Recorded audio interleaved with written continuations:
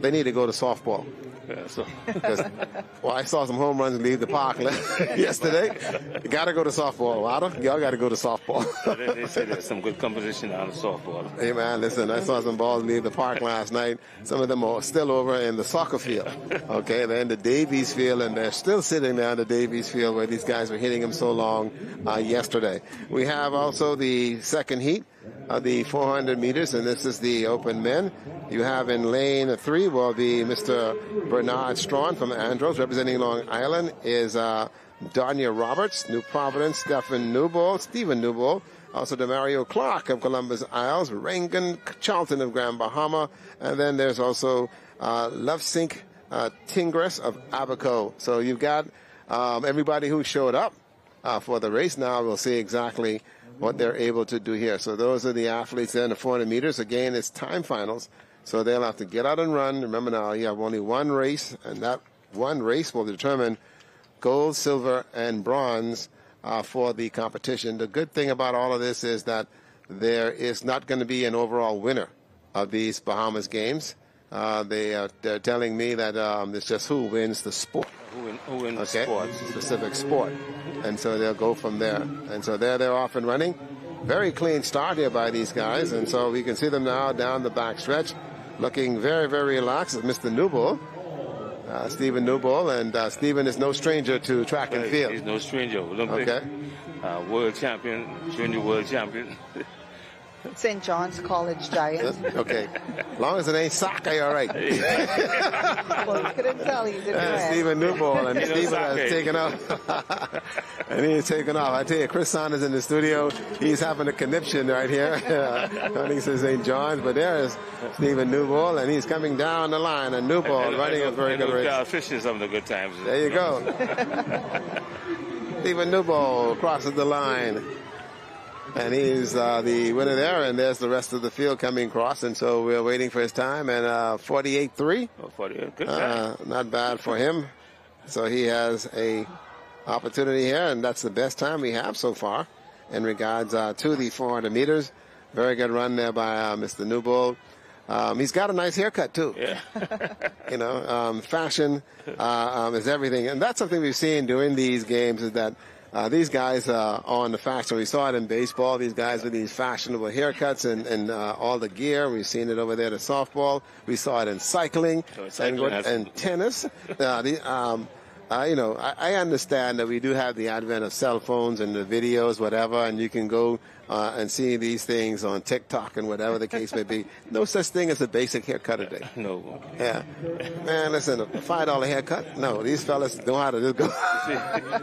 My hair and your hair is bald. There you go. At least that's not our problem anymore, right? We know exactly, and someday down the line they're going to be able to appreciate what a straight cut is. But these nice haircuts that they have is also interesting. Let's go to finals in Heat 3.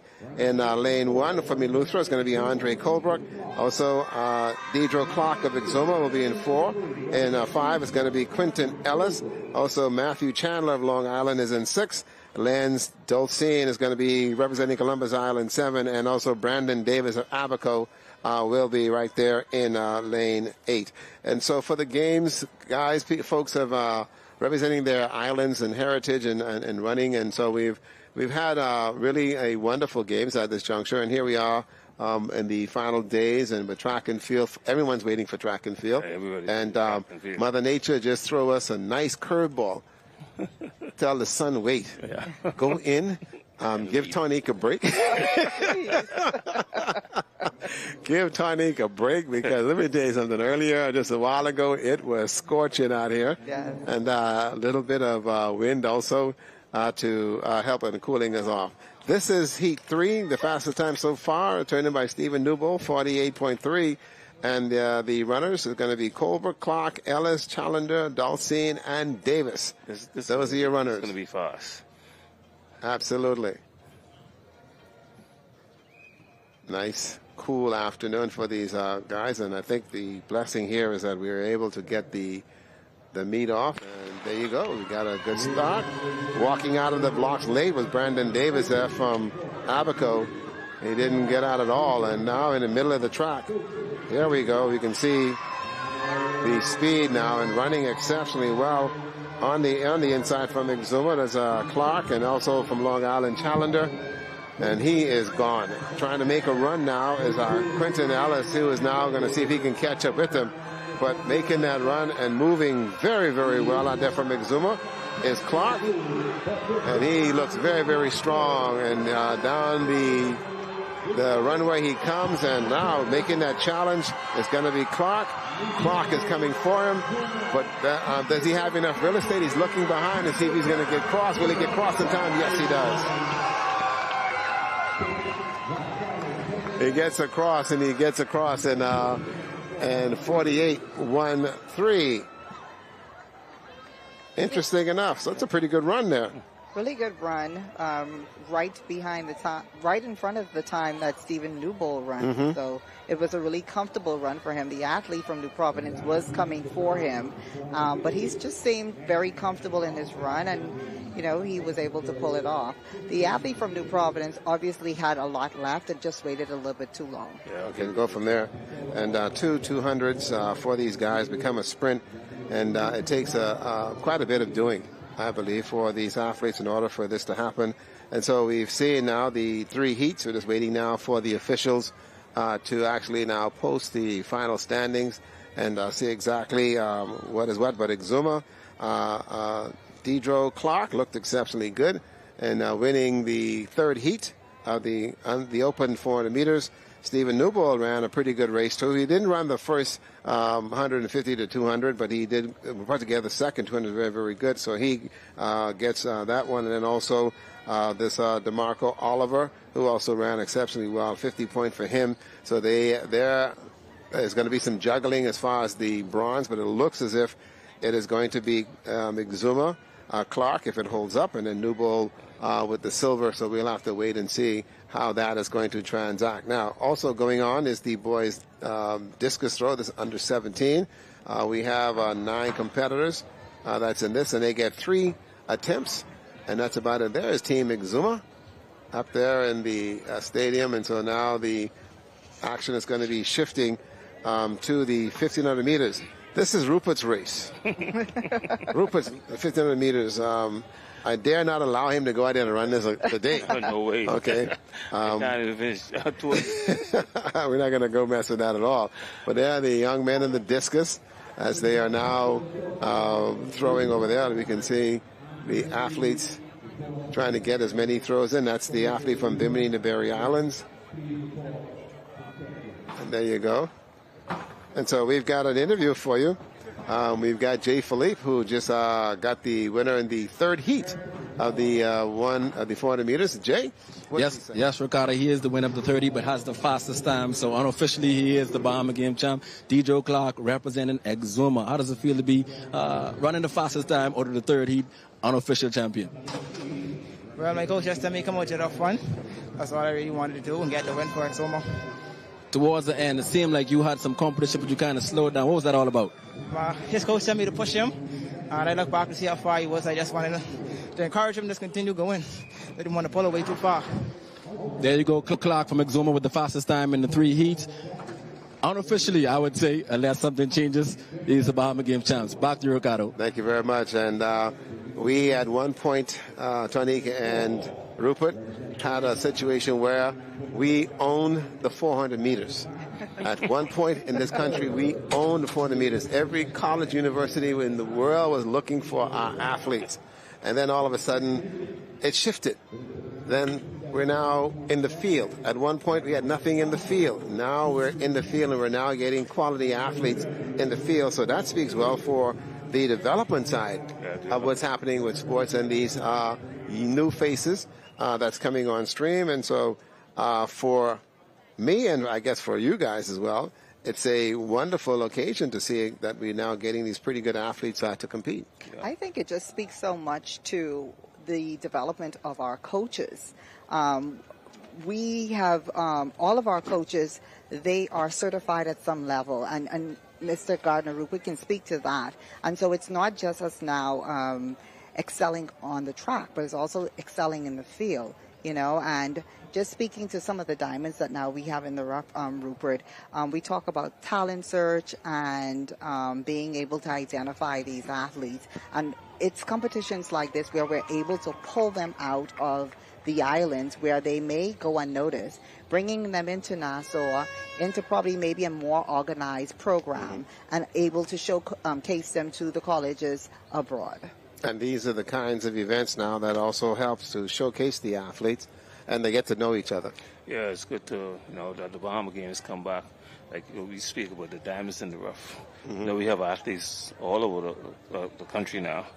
You see, Exuma just win the 400. There you go. It's not about Grand Bahama, New Province no more. No, it's about the islands. It's about the islands. We saw the Columbus Isle, right. And things is happening. And I laugh when I heard you just now when you were talking about it. The games themselves become an essential tool for our kids in terms of development.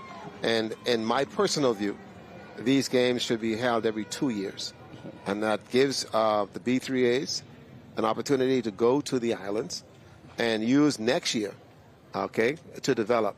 Have a Central Bahamas Games where you have Andros, Eleuthera all competing. You have a Northern Bahamas Games, Bimini. You have also Grand Bahama and Abaco. You have a Southern Bahamas Games where you will end up having to put, Long Island, Cat Island, and Ical and everybody in there, and they also have it. And then the next year, you come back to the Bahamas Games, because what happens then is that, man, listen, I got to make the games. All right? I've now had my trials. I know where I'm at. I got to now work and then come back and then compete. So you keep that momentum going, and that's what you have. You keep the focus on the sport, and not just for the athletes, but also for the parents in those islands to advocate, for the schools, for the administrators, because they need equipment, they need coaches, they need funding. And so as you keep this momentum going, the passion, nobody wants to tell a child with an aspiration no. And so I agree with you. We need to keep the focus there. Bahamas Games has been gone much too long. Yeah, and it's going to be important. 22 years. It'll happen. Go from there. Why do you like to go down and call these years? Stop it. It's so funny. Stop it, Rupert. Stop it. we have in the field a shot put going on right now, and also we have the disc. We have also the women's shot. This is the open women's shot. And there is the athletes from Andros. We're trying to get a number for him. I believe that's Young, Rasia Young. And see what kind of throw she has here. Yeah, there you go. And that's going to be a good throw for her. And they will mark that. And so Ms. Young gets a throw off. And then next we'll have Davina Colley will come there. And so we have the events going on. And remember now, there's only 3 throws. Yeah. And that's it. Okay. And so for the young lady just now that threw that from Andros, was only a hop and a skip. She can just get in there and make sure something happened. And so the girls know that there's only 3 throws, and so they'll have to come up. And this is let's see if we can get a number here and give you an idea. I do humbly apologize, ladies and gentlemen, that we can't tell you what the distance is, okay, because the apparatus in order to do that is not available.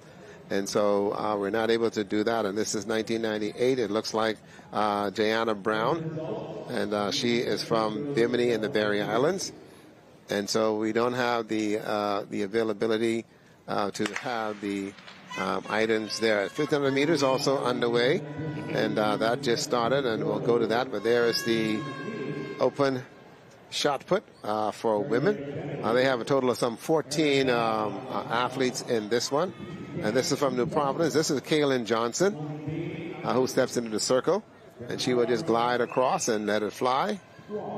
That is a legal throw. Yes, she gets a white flag. And so they'll She's also a critical medalist. Okay. And this is vacation for her. Yeah. Okay, this is only vacation, okay? And so she's only just out to put on uniform. And there's your 1,500 meters as the track events continue here as well. This is the under 17 girls 1500 meters, and they are going to run. This is Rupert Gardner's race.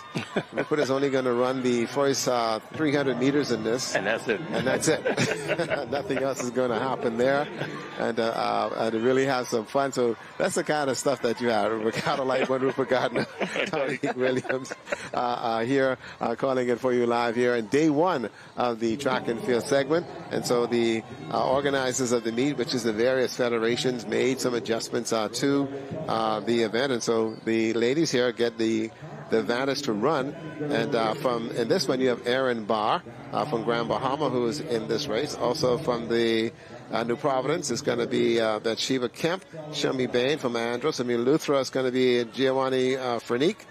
Bernice Kemp from New Providence, also Columbus House, and Tana Webb, also Kenesha McKenzie from Eleuthera.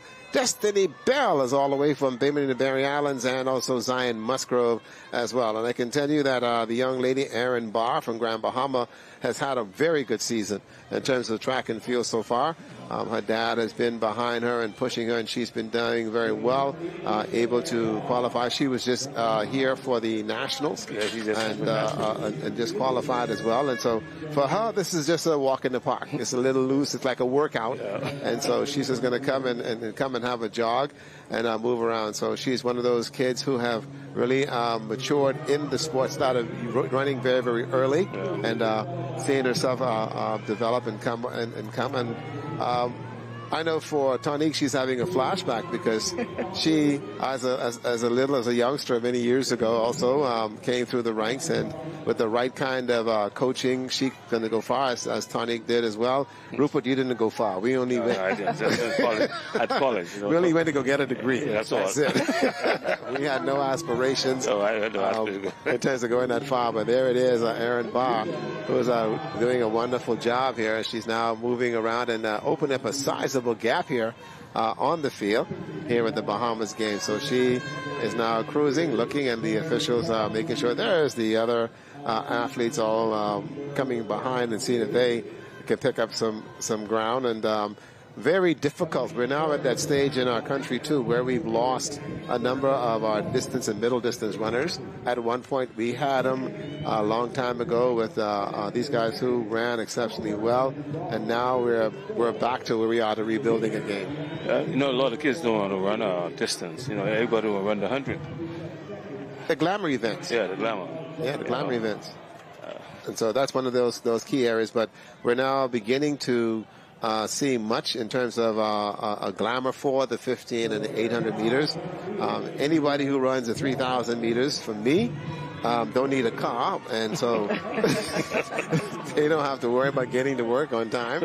You just put on the shoes and just keep going, and you just go from there. There's Erin Barr, 3:56, and she now makes her way around, and just a light jog for her as well. And also in the same vein going on is the high jump. You saw the high jumper just a minute ago. The girls also in the midst of their high jump as well. And so all those are in progress. And there's the other field, the young lady there from Bimini and the Berry Islands, Destiny Bell. She's back there trying to make up some ground. But there is Erin. She's still going and still going very, very strong. Looking very good down the back stretch.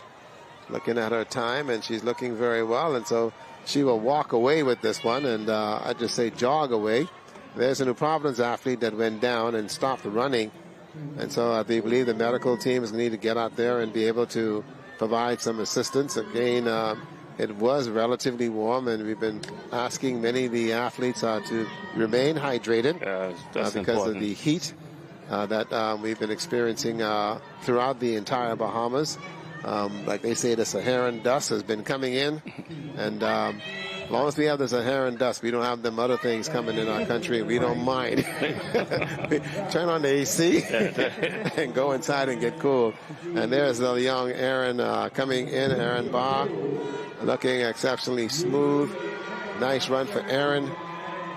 As she comes into the applaud of the fans, and she is your gold medal winner in the under 17 girls 1,500 meters. Congratulations to Erin, who came a couple of weeks ago for the trials, and here she is still in form, and then also preparing to go to the youth segment of the CAC down the road, and so she's going to be representing. She's going to have her daddy spending all kind of money because he wants to go everywhere she goes. Such an easy run for her though.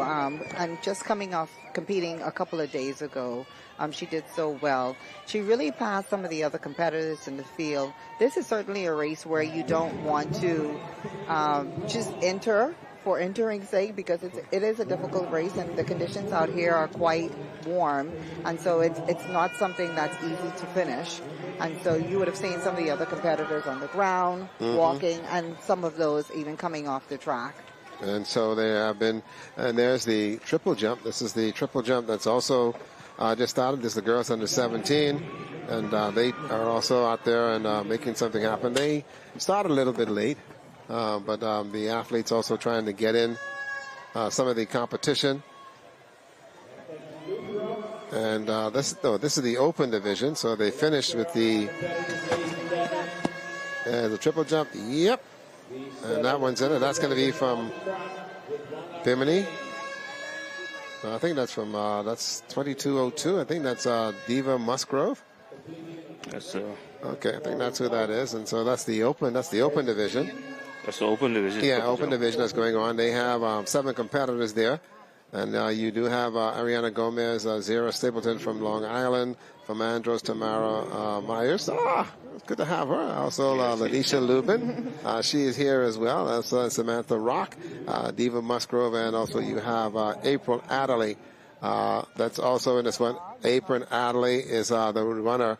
The jumper that's now on the runway. Jay is also standing by. He has the young lady who has been the talk of the town for a little while. Jay, take it away.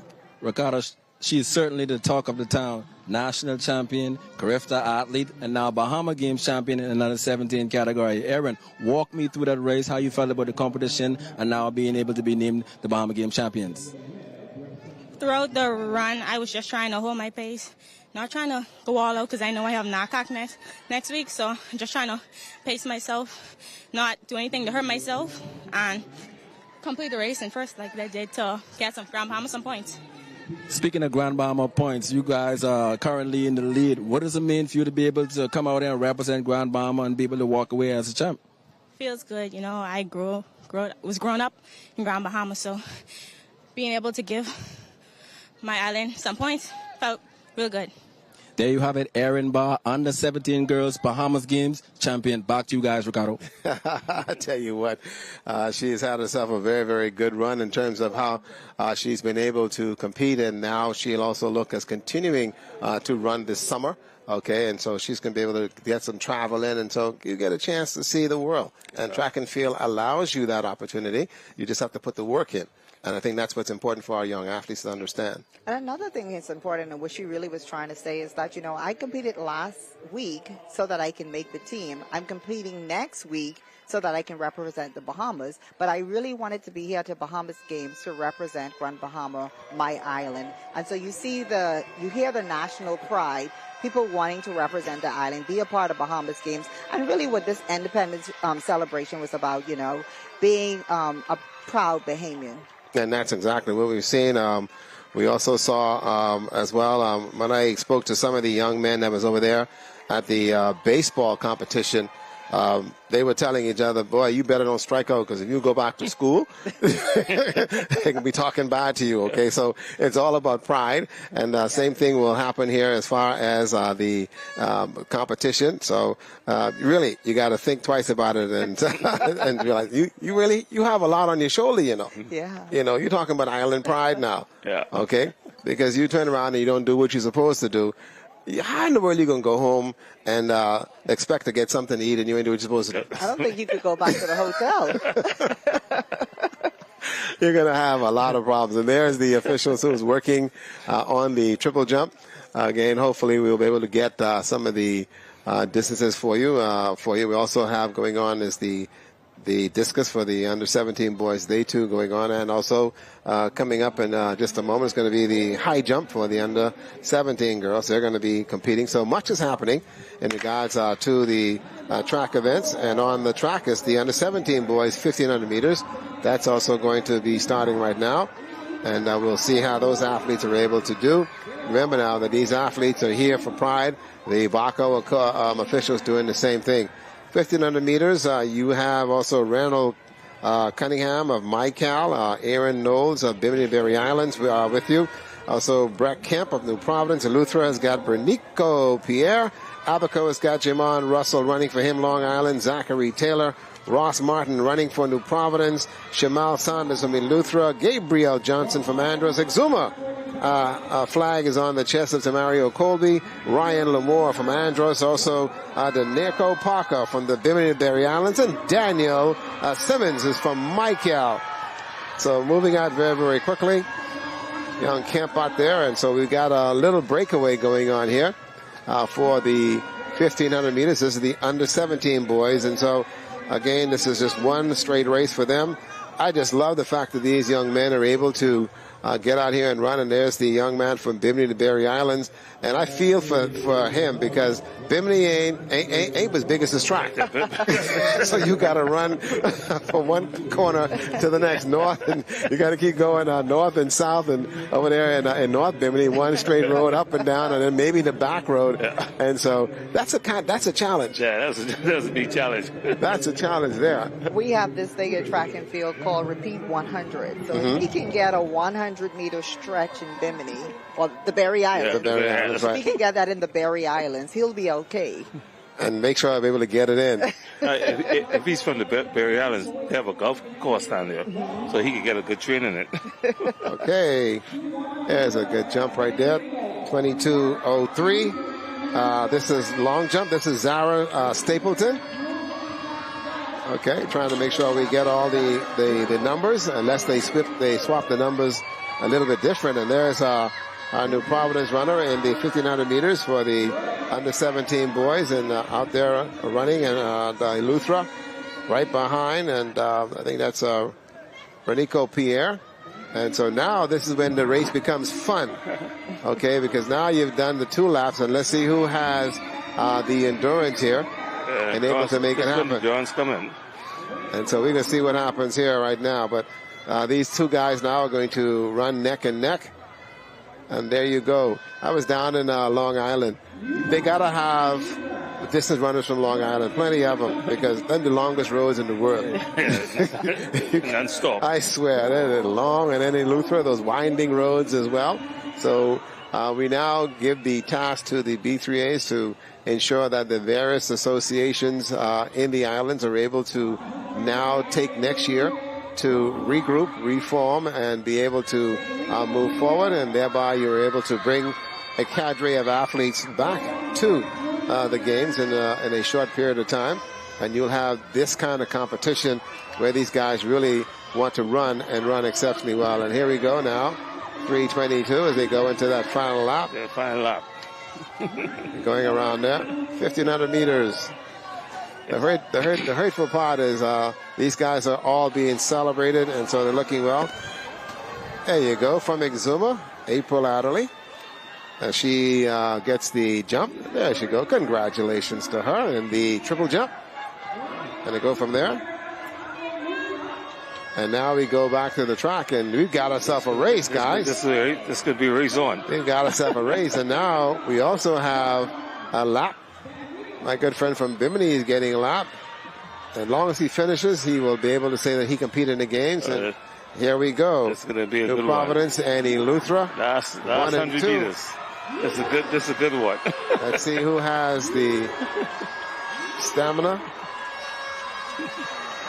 They will get across the finish line.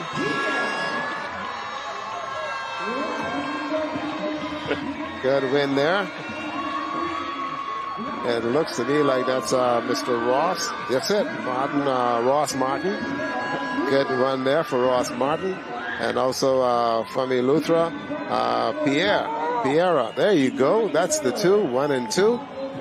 So you can tell that these guys know each other, and they have trained a lot. And it is one thing to run for your club and to run for your school. To run for your island, you are going to be rewarded. Yeah. And I can tell you how you can be rewarded. Somebody can bring you some pancakes. Fish. Somebody gonna bring you some pancake and fish. Cake. I tell you. What? you are going to be celebrated. And we saw throughout the games how the fan base has come out and supported the athletes. We saw it at all the venues, even at tennis. We've seen them as well. So this kind of support, you have where New Providence is the melting pot. Everyone's here. But now you get a chance to cheer on your islands. And so you take some time out and go and do that. That works out exceptionally well. It works so well. Because everybody want to beat New Providence. Boy, listen. You see that dot on your back? You wearing this Buccaneers? You wearing this Buccaneers shirt here today? But, it's been quite a few years that New Providence actually won the championships. And I believe in order to make the playing ground fair and even, the minister said no champion this year. So we ain't gonna talk back to each other and have a problem. Yeah. Hey, like my grandmother say, all of me is one. All of me is one. That's the Bahamas games. And so that in itself says much about how these games have developed over the years. And so for all of us who competed in the first edition of these games and now are still here as the sixth edition of the games, can now appreciate where we've come as a country. And oddly enough, just a minute ago, the Minister of Youth, Sports and Culture is having a conversation with Lance Whitaker down there in Sportsmax about how the Bahamas has been able to, per capita, be the #1 country in the world as far as what we've done in terms of competition and winning at such great potential. Let's go to Jay Philippe first, and then we come back and we continue our conversation, guys. Yes, Ricardo, I'm joined by Ross Martin from New Providence, the under-17 boys 1500-meter Bahama game champ. He's also a career athlete, so he's no stranger to this track and field. Ross, you are the champion. How does it feel to be the Bahama Games champion? I know this is your first game, obviously, and you're a young guy, but how does it feel knowing that you are now crowned the Bahamas game champion? It feels great. This year, it has really been great for me. I just want to give thanks to the Most Up High and to my track team and to my mommy for always coming out and supporting me. Towards the end of the race, you had some push from Luther towards about the last 50 meters. What was going on through your mind at that time? Yes, sir. I had a good push from him.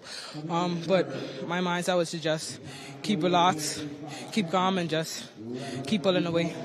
There you go, Ross Martin, the under-17 boys Bahamas game champion. He seemed like a humble kid with a bright future. Back to you guys. Thank you very much. And he said something again, as you know, with our country, we look at God and the blessing in this island. And, this isn't playing. He lives in the Bahamas. Right, and he speaks with his mom. Yeah. That's great. Yeah. But sometimes they have to say thank you to the father, too. There you go. There you go. But listen. You watch and see what happens at these track meets and whatever. And mommy bringing the child and you drop them off. Yeah. And the thing is, you watch these kids, they jump on the cell phone. Mommy, are you ready? All right, your daddy coming to pick you up now. So the reality is it is a family effort. Yeah, and I think for the young men and women that we see developing in our country, they have a good support and a good support mechanism. And because of our financial structure that we have in the Bahamas right now, we're seeing this emergence of these young talented persons in all the various sports. We've seen it in tennis. We saw it in the cycling attribute. Right now we got the young sailors going out there tomorrow to do the laser and the opti. And so the support mechanism is very essential. Parents usually, support the kids, which is good. Yeah. And to go from there, I tell you what, it was a good one let me indulge in here, okay? From me, as having a parent support me, and now your parents, and then your parents in that regards. Listen, I ain't gonna tell you how old we are up here, but we okay. My daughter said, my granddaughter want to play softball, so I can't wait to take her to the park. There you go, and some great games down there we saw earlier today. I went down there to take a peek at the softball attribute as well, and they were there on the Parties Island. They're playing golf today. Also popped over there to take a peek at them. And then here's track and field. This is what a lot of folks have come to. This is the largest contingent that is with the track and field athletes. And so you have the islands that are contesting just about all of the disciplines as well and going from there. And I did say my piece in regards to these three throws in the field. The only ones who are benefiting is going to be actually the high jumpers who will actually now be able to keep moving up. And there's the high jump. that's going on right now. So the high jumpers are the under-17 girls. They're the ones that benefit from this, and that's Kennedy Hanna there, who's jumping, and I don't know what the height is there, so I can't tell you. And so hopefully the BARCO officials will be able to pass that information on to us, and so we can go from there. So we have in the under-17 girls high jump, you have Alexia Bullard, who is representing Grand Bahama, Aliyah Evans of Andros, also Paris Roll is representing Exuma, Kennedy Hanna there from representing New Providence, and from Andros we have Tyler Pratt, who's also getting ready now to jump. And let's see what she could do here for the big yard. Andros is a very large contingent this year for the games, and it's really good to see that they too have been able to get representation. What also has happened too is by allowing the kids that are here in New Providence to represent their heritage. That's been another attribute that's been fun. Last night I was at the Long Island softball game. I mean, there's I look at the lady, she looked at me, she said straight and plain, Mr. Lightborn, I ain't bringing no mutton, you know. But come sit down with us and enjoy the game. I'm sitting there laughing, right? But that's, you know, like, 60 or so, which was fantastic. And I tell you, it was a very good feeling. Here's the high jump on. We're trying to get a clarity on the height of the under-17 girls high jump. Also, we do have the discus that's going to be coming up shortly. That's the men's discus. And that's set to go at about, say, 7 o'clock. But there is the young lady from Andros. This is Tyler Pratt. She will also make her attempt. No, she's going to go back over there. And I think she may have just passed, I do believe. Let's see what they come up with. Also a Carifta athlete, the young lady from Andros. She is a Carifta athlete.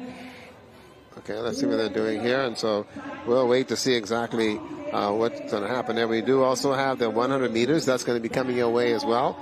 They should be starting that quite shortly. They'll have the 100 meters for the open women, and then also they'll go back to the open 1500 meters as well as far as the track. And she missed there in terms of her attempt at the high jump, and they go from there.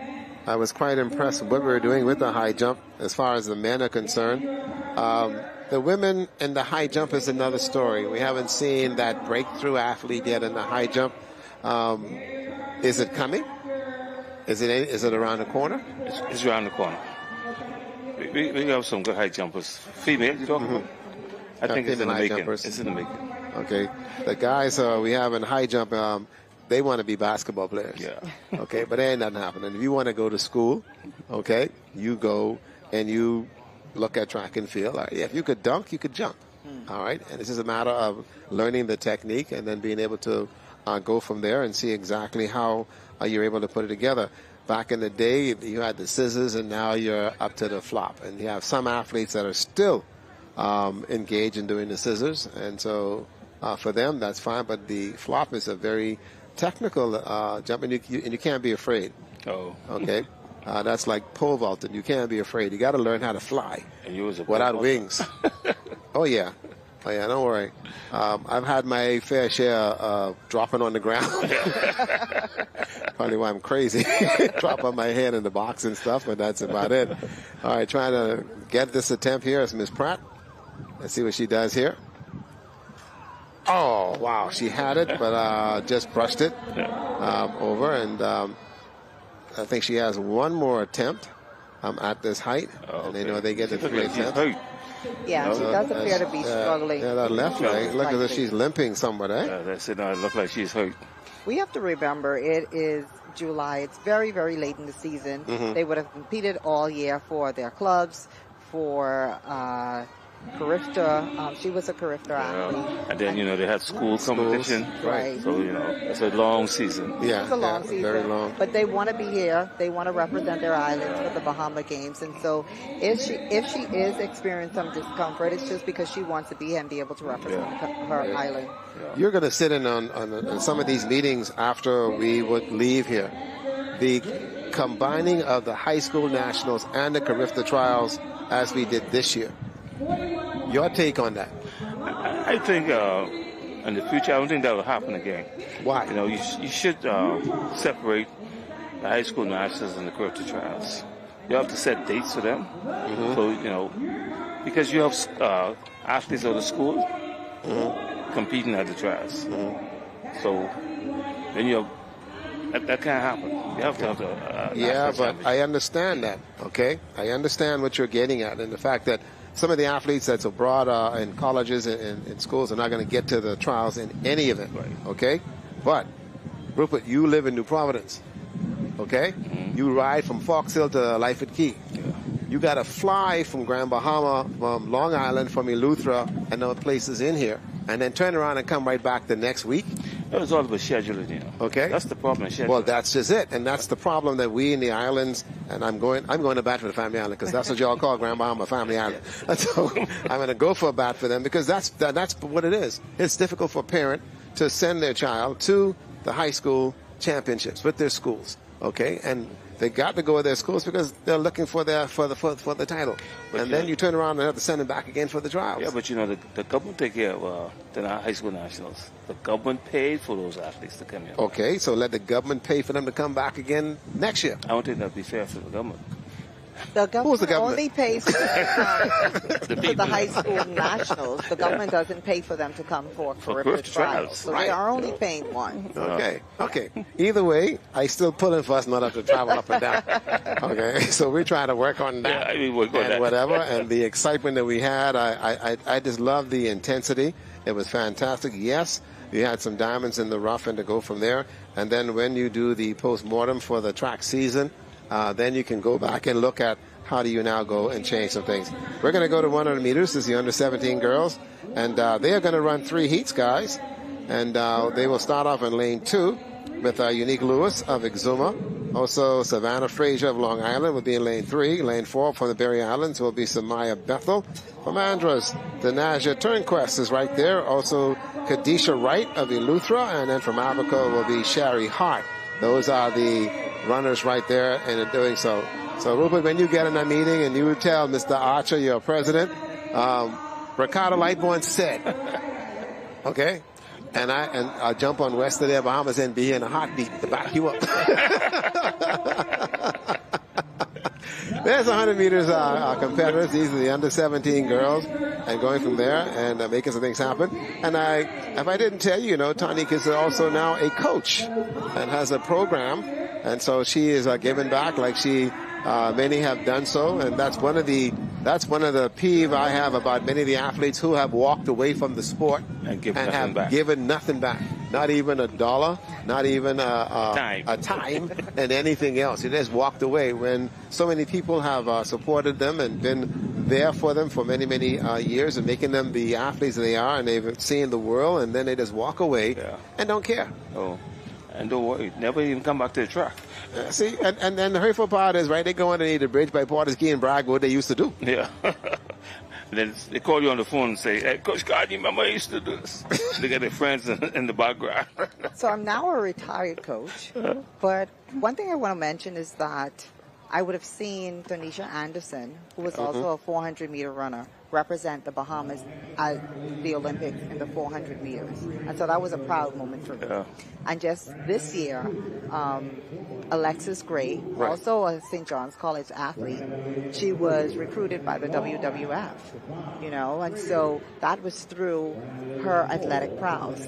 And so it's just joy when you're able to mentor and to feed into these children. And then as adults, you can see them flourish in whichever way they choose to. I think she would be one of the first athletes we've ever had in the WWF. And so we're making history in that way. There you go. But again, it came through the avenue of track and field and sport. Since you mentioned that, Willie Seymour, was our housemate and our roommate in college in St. Augustine's in North Carolina. Willie was also a discus thrower and shot putter. And Willie went into professional wrestling along the way, and they call him the Hulk. Yeah. Here we go to 100 meters, folks. And again, here we go. Lewis, Frazier, Bethel, Turnquest, Wright, and Hart. Those are the runners in the first heat. These are all time finals in the 100 meters.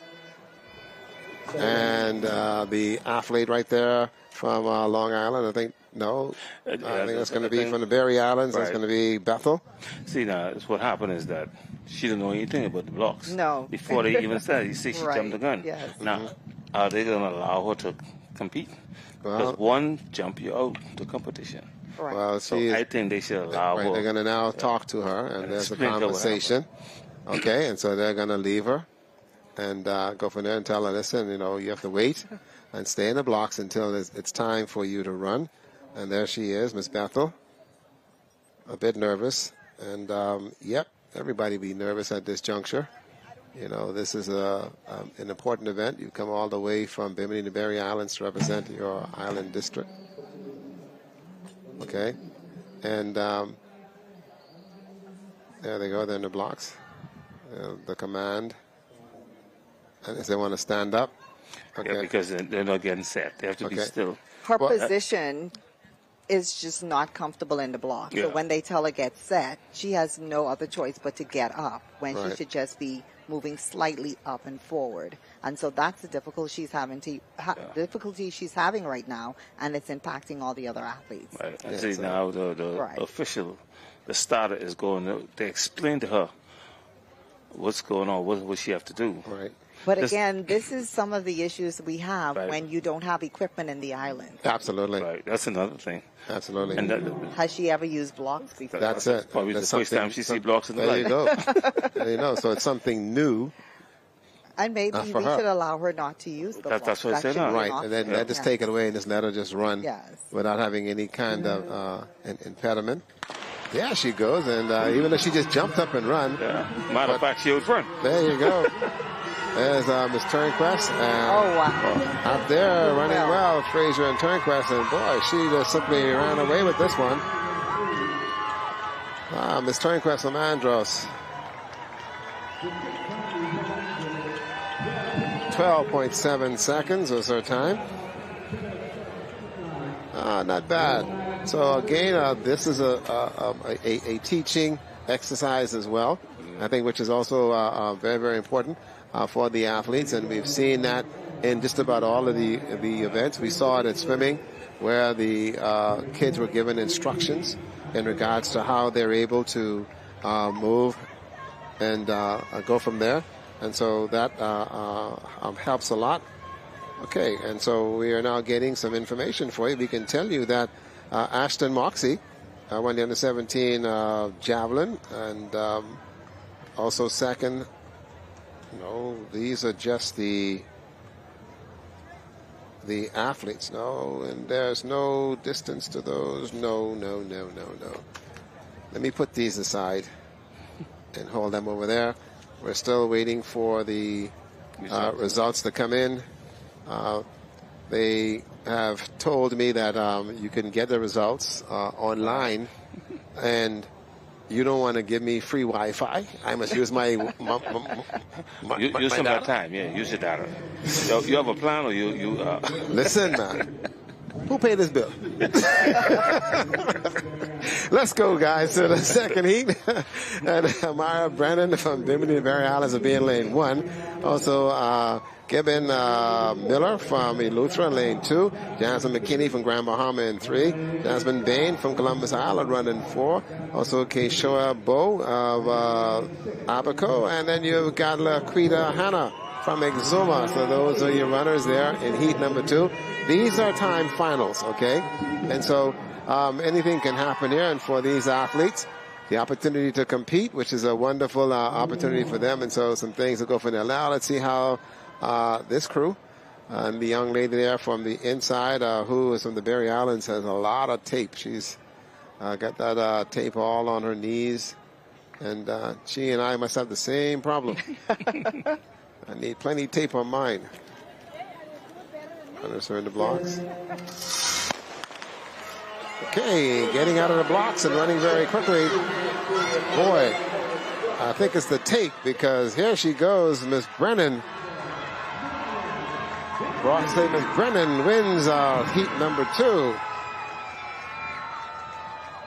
From the Bimini and the Berry Islands. Certainly a lot different from her teammate from the previous race.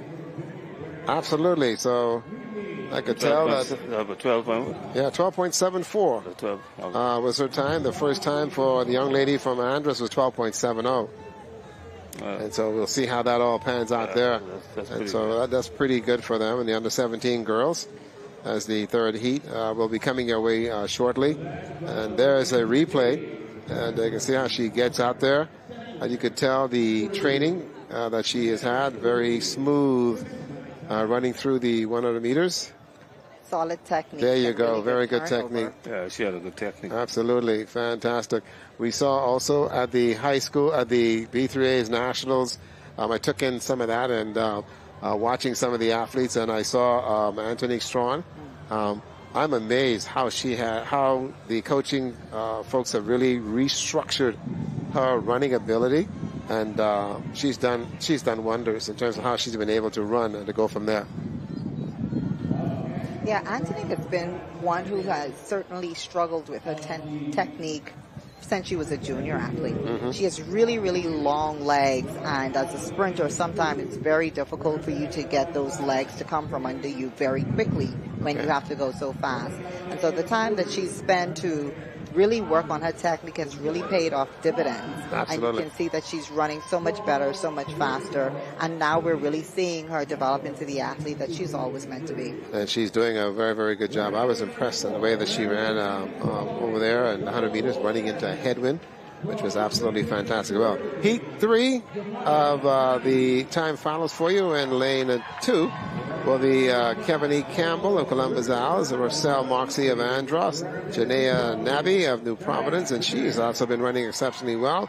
Also, Shaman Demerit of New Providence, and also Zaya Frazier from Long Island. Mike Cal has got Janaea McKinney. So the speed is in the middle of the track. Ms. Nabi, who has had a good year as well. Yeah, she's so far. Good champion. And so she has been running a lot. And so for her, when she finishes running this race, she's going to have an interview with Jay. She's going to go to Disney World. She's had such a very, very long season.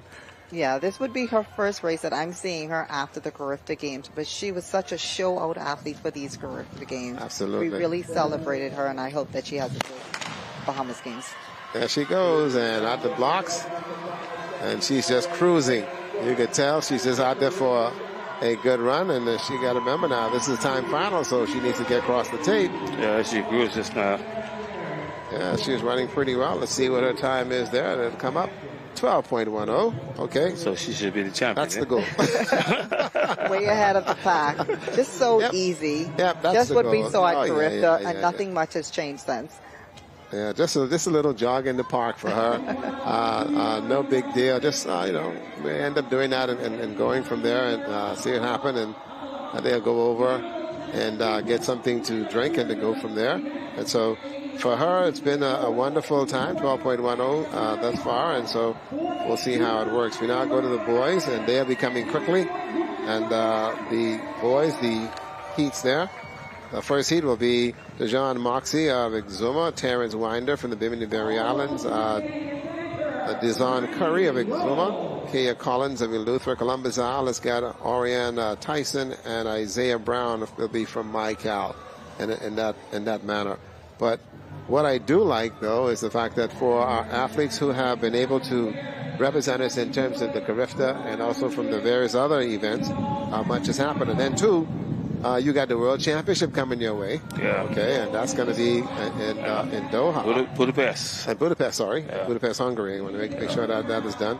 And then for a number of our athletes that are still overseas, they also were down south in the CAC competition. This has been a busy year. Yeah, this is it's supposed to be an off year, but it's a busy year because now they have the under-23.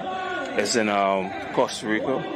A team just left this morning to Dominican Republic, the under 15 team, youth team.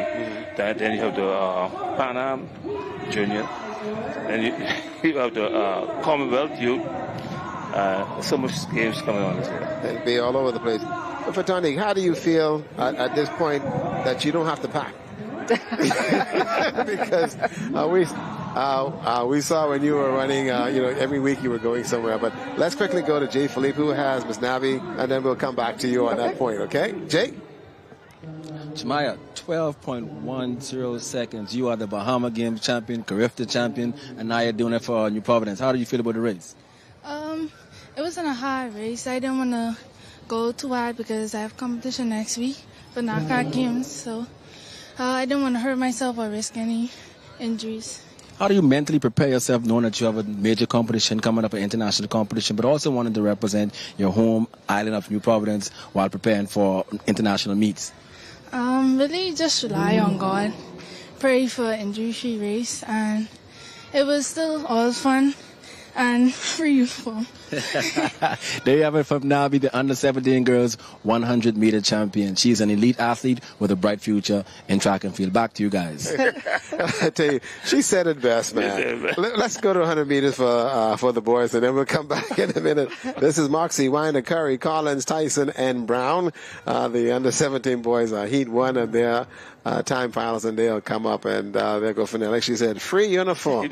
She put the uniform, free uniform. Yeah. You blame her? Yeah. Free uniform. You know, you get your uniform and go from there. And so she didn't say it. She wanted to say it for you, Rupert. Yeah. You get a free shirt. You get a free shirt.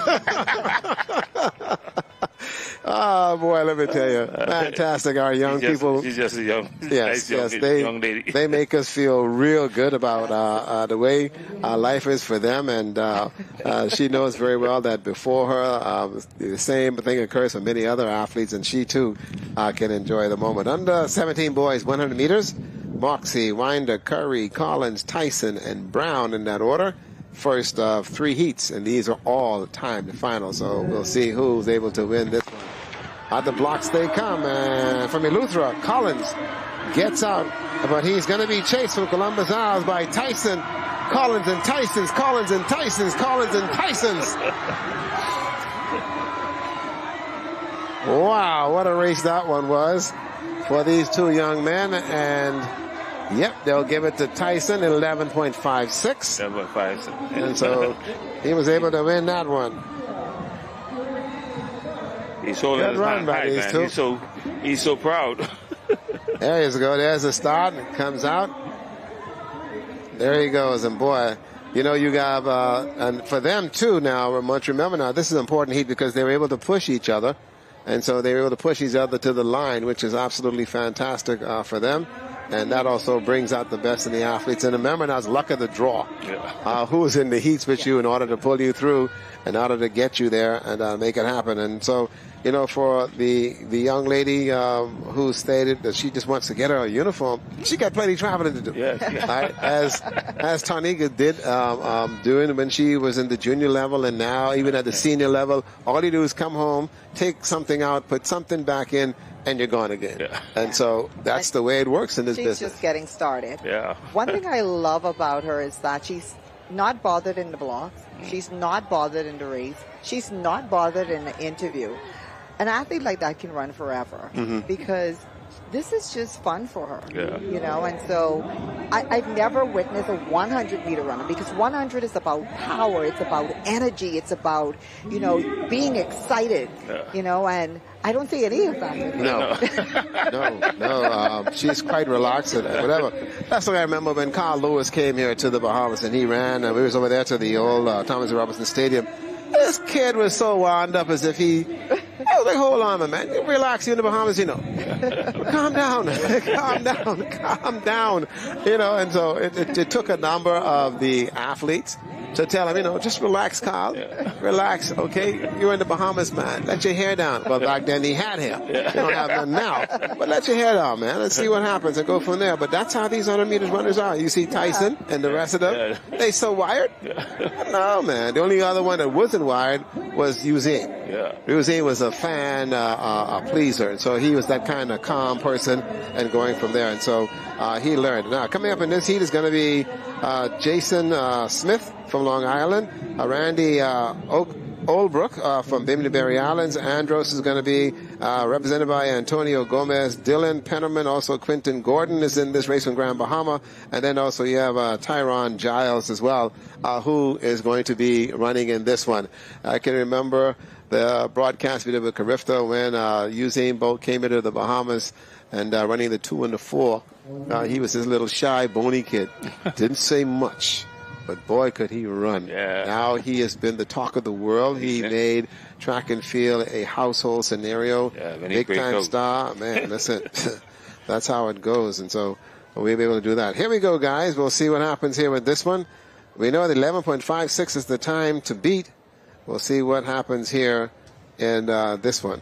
Here they are: Smith, Oldbrook, Gomez, Penniman, Gordon, and also St. Jules out of Apico. Heat 2 of the under-17 boys, 100 meters. Getting out quickly is Gordon. Let's see what happens here, but on the outside, yes, Quentin Gordon now pulling away. Quentin Gordon from Grand Bahama, yes, and he will cross the line, 11.12. So Quentin Gordon, 11.12, not bad. And he is right there. There you go. Thank God for his mother. His dad can't run 100 feet. That's Quentin Gordon from ZNS, our cameraman from Grand Bahama. That's his son. You know, and he has Q out there to practices every day. This one, Daddy takes the practice. Okay? That one, I know, Daddy takes the practice. I'm seeing Quinn go out there and take his son to practice, and so that has worked out as well. Also coming up in Heat 3 from Abaco is going to be Philip Lubin, Warren Hudson, from Eleuthera, Grand Bahama, Aiden Kelly. Ishmael Roll will run for New Providence, and he'll be in lane 4. Tico Hanna from Long Island, New Providence, Everett Frazier. Also, Cairo McPhee from Andrews and Columbus Isles will be O'Shane Tyson in that order. So we got a full field again running for time and go from there. Oh, we could update you guys. We can tell you that the under-17 high jump again, as Tyler Pratt from Andros, 1.55. Also Kennedy Hanna, New Providence, 1.50. And from Exuma, it was Paris Roll winning then 1.40 meters in that event. We saw the triple jump under 17 girl. Zoe Adderley, New Providence, won the gold at 10.33. And then also from Grand Bahama, Alexia Bullard is the silver medalist. Gold under 17 shot put. We saw these girls earlier. The young lady from Andros, Para George, who's also training here in New Providence, won the gold. The silver to Daniel Nixon, New Providence, and the bronze to Kaylee Scavala. There's your full field in Heat 3 of the 100 meters. 8 runners. 8 number 3. Lubin, Hudson, Kelly, Roll, Hanna, Frazier, McPhee, and Tyson in that order. Under 17, 100 meters. Everybody wants to be a sprinter at some point. And for these guys, this is the, because it's by the grandstand. Yeah. Okay? You want to be by the grandstand, everybody by the grandstand. And when you get back to school, they be saying, boy, you look good in that 100 meters, man, and so your head get big.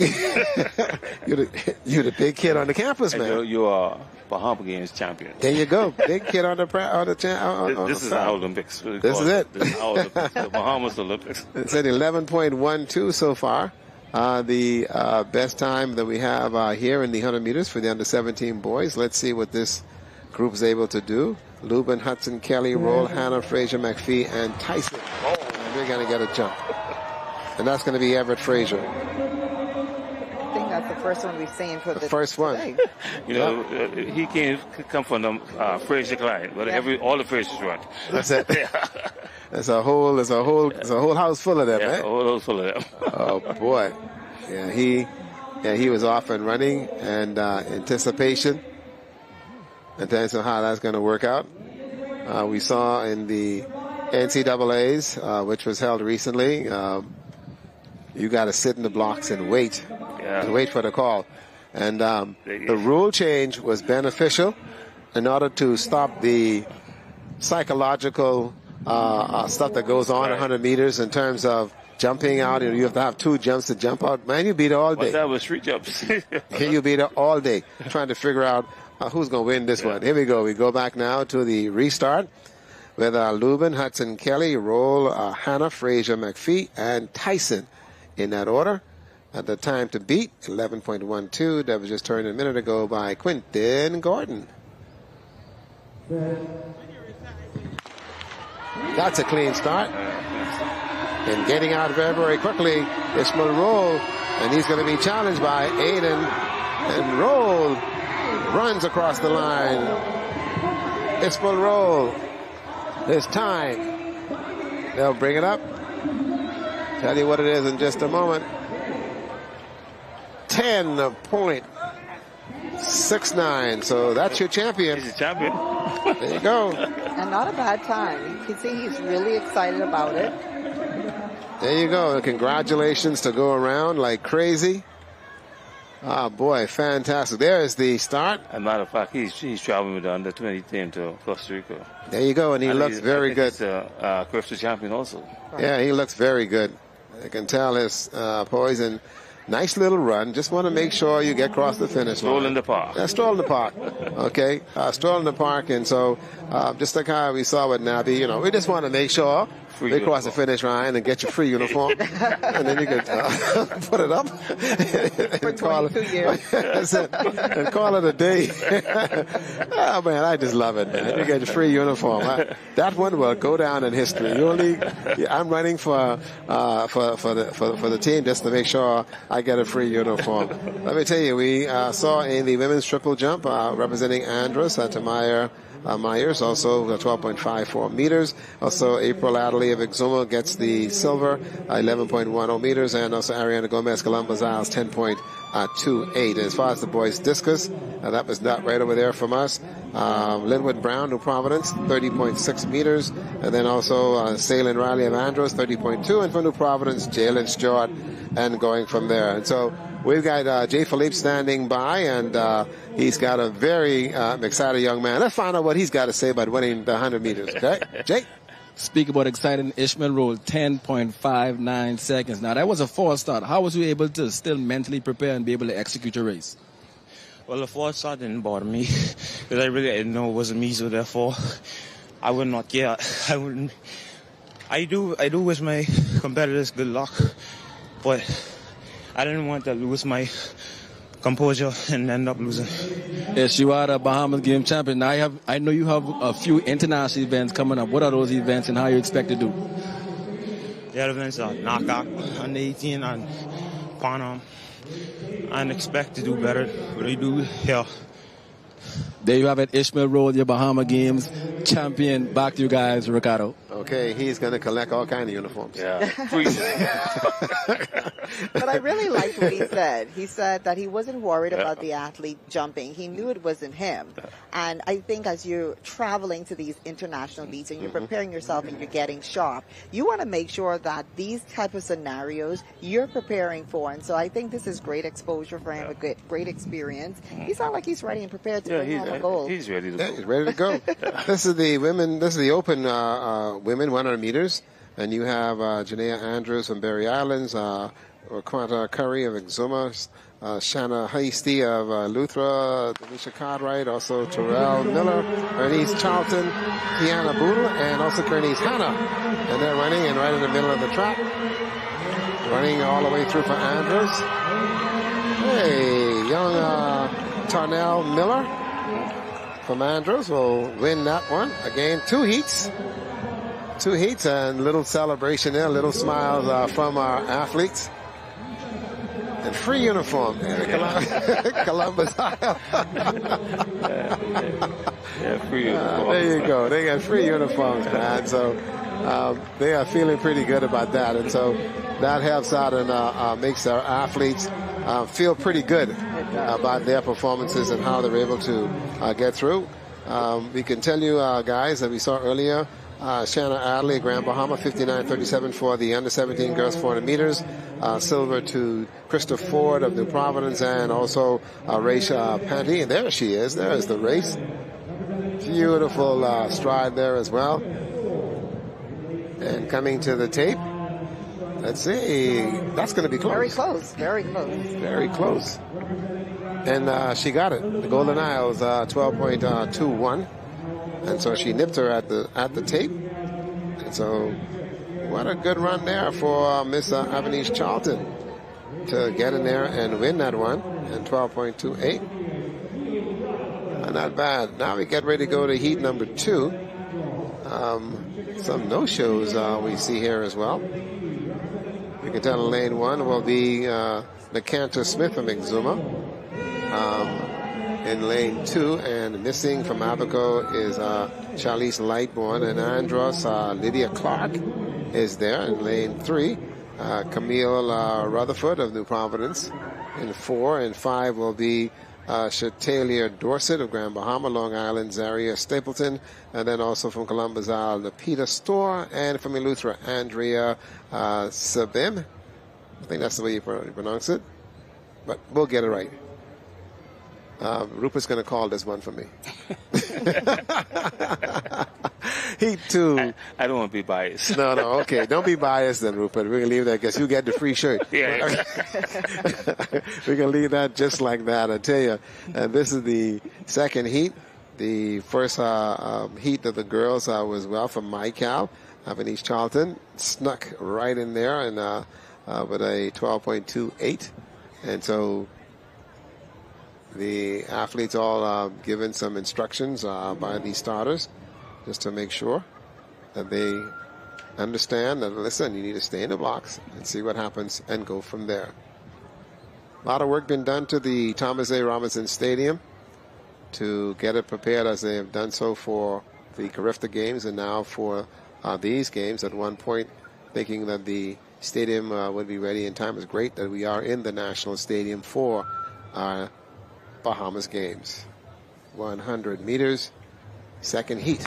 Open, jumping right out in a hurry, just like that, and moving forward is Camille Rutherford, and she is rolling. She is taking nothing for granted. She is rolling high knee left when she comes through. She's also going to the under 23 national. 11-6. There you go. I want to hear what she has to say. She is comfortable.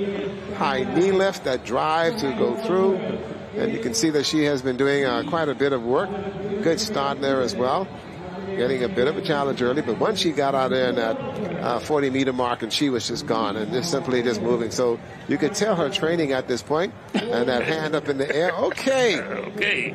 She's been watching TV. See how the big girls do it.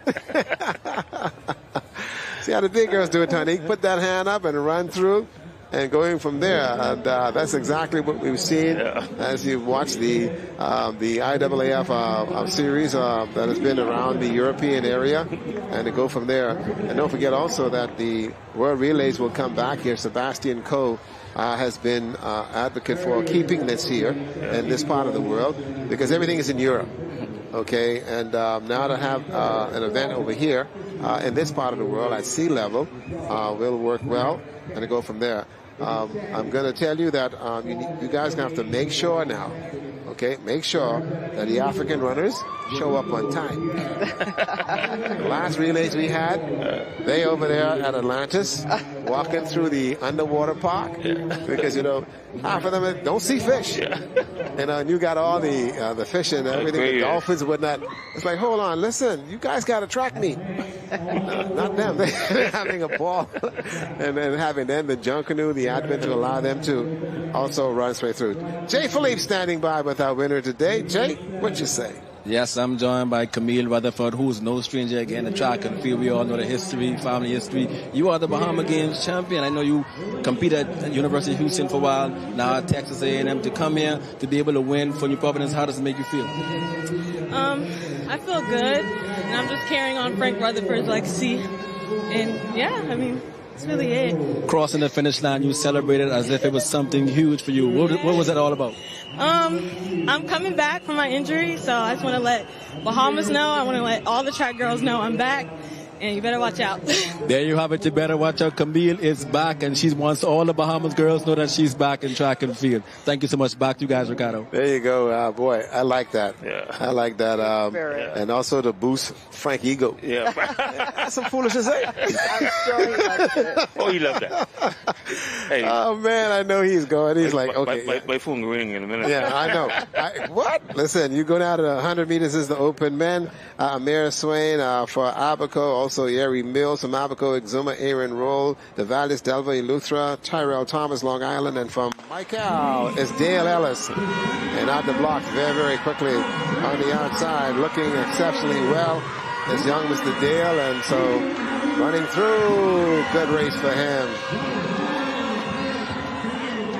That's a good run there for the open men. Coming through. from Long Island, 11.01. The 100 meters is just one of those races where you just feel the energy, you hear the excitement from the crowd. The earlier races were a little bit, lacking in energy, but here it is. The heats have more participants. The athletes are really competing, and I think it's because a lot of them are competing in the upcoming meets during the summer. And so you get a chance to see them. You really feel the energy. Yeah, the energy is there. And I think for these athletes also, an opportunity to get together, because as they leave the Bahamas Games competition, they're going to different places and they'll be going all over the place. So many of them won't ever see each other until you get ready to go back. Many of them to school for the start of the school year, and to go from there. So that's going to work out very, very well. And this heat, somewhat limited as well. You have Emerson Brennan, who is from the Balearic Islands, Alexander Dean from Long Island will be in 2. Tanan Spence from Grand Bahama. Tejan Spence, also Joshua Johnson from Eleuthera. The Balearic Islands has got Darren Francis, and Earl Johnson is from Mical. That's in this one as well. So this is going to be a pretty good heat. But what I like is that she bigged up Frank. And if you know Frank, okay, Mr. Megamall head big as it is. From then, and oddly enough, with the London Olympics, Frank joined me down there in Jamaica when we did the broadcast down there with IMC through Sportsmax, and Frank was Frank. Yeah. Okay, Tony knows exactly what's wrong with that. Frank was Frank. Never going to change. Yeah, but he's a good guy. Absolutely. And an advocate for sport. Oh, yeah. Not just track and field, but sports. Yeah. In general, because he took on a different initiative where I recall back when he was looking to get ball players to come in and play. He went to the big yard, Andros, where there was height, and he saw some size and took a lot of kids, and they have all benefited well because he took them under his wing. Yeah. All right, and they have become very good ball players. And then, he gave back to the sport. Absolutely. He didn't just take. He gave back. There you go. And he has done so, and I want to congratulate him for what he has done. He even has a subdivision named after him. I still trying to get a piece of grass. Here we go, guys. Heat number 2. You got Brendan Dean, Spence, Johnson, Francis, and Johnson right there. And that's going to be coming out of it just like that. The Balearic Islands, Emerson. And then from Long Island, Alexander. And Grand Bahama, Spence. Spence crosses the line. And he wins the second heat. His time, 10.63. That's pretty fast, 10.63. Yeah. It didn't look like he was running either. Yeah, it didn't look like he was running at all. Yeah. Tejan Spence, very quiet guy. Doesn't say much. There you go. The conditions out here are really good now. It's cooled down. There doesn't appear to be a lot of wind. No, what has happened also, because we have the eastern stands, that's been like a buffer, and so that's worked out well. And you can see the ground view there of our athletes, and everybody having some fun, really enjoying themselves, and it's good to see them. And we want to thank also the volunteers that have also come out to assist and to make sure that the athletes are all taken care of. And all through the games, the volunteers have been highly essential. They work hard over the year. Yeah. Yep. And all the volunteers of all the track meets that we've seen are here at the stadium. Without them, boy, listen, this would have been a mess.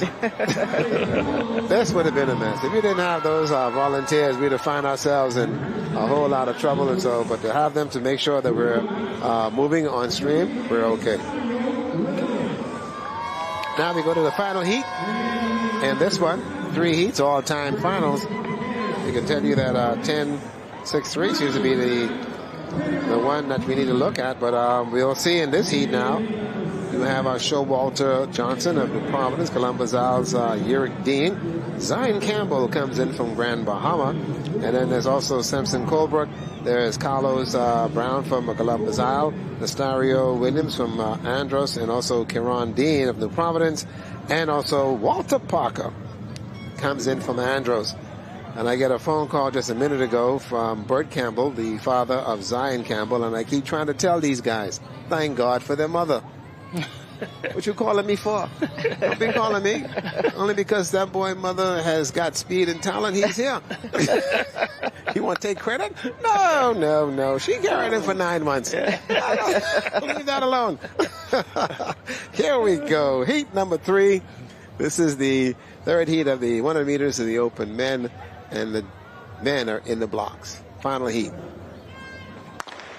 And they're off and running, getting out very, very quickly. Zion is out there quickly, but here comes some speed in the middle of the track. On the outside from New Providence, Karan Dean. But Dean got in there and came through, and he's in 10.5 was his time. So, boy, Karan Dean, 10.5, and looked like he's going to be our winner here today. Getting out very, very quickly. Getting out pretty good. First right there was Campbell, but there again, watch the outside. This is where speed comes into play in the speed transaction. You have to carry the speed through the line. Samson was fighting. You're right. And he's fighting trying to get over there. Samson Colbert. Yeah, he was fighting trying to get over there, but boy, that was a very good race and a classic. And again, it comes down to the draw and how you set up. And this was a fast heat with having the athletes here run, and you can see them all celebrating and having themselves a very, very good time so far. These guys, it's been a nice little run in the park. They all get their uniforms and they can use them and have a good time and put them up and go from there. I did something silly, which I thought was kind of fun. My Carifta jersey from 1976. Don't tell me you tried to put that on. I got it on. Getting it off is the problem. I got it on. Rupert, I got it on. I'm like, okay, don't breathe too hard, Ricardo, because this bugger going tear. Jay Philippe standing by with our winner. Jay, take it away. Yes, Scott, I'm with Karan Dean, the new Bahamas Games champ. Karan is a current collegiate athlete at UTEP. The field was stocked with some of the elite runners in this country. How did you manage to fare with that race? I mean, I just went out, execute, stay in my own lane, just finish the job. It ain't the best time, but the win is a win. Definitely. Can you give me a quick recap of the season you would have had this year? I had a long season. I had indoor season, outdoor season for school, then came home, and then continued going. So it was a long season. I was up and down with injuries and stuff. But thank God I come out today and execute without feeling no pain. As far as what's next for you in track and field, Karan? I got one more year at UTEP, and hopefully I make the national teams. We're coming up. But that's the goal, just to stay healthy and continue moving forward.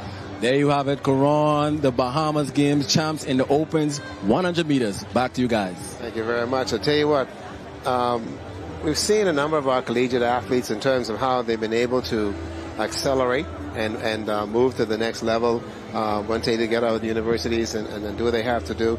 How does it make you feel when you see these kids as they have developed? You see them here on a weekly basis training, and now you see them here at the NCAA level. How do you guys feel about that?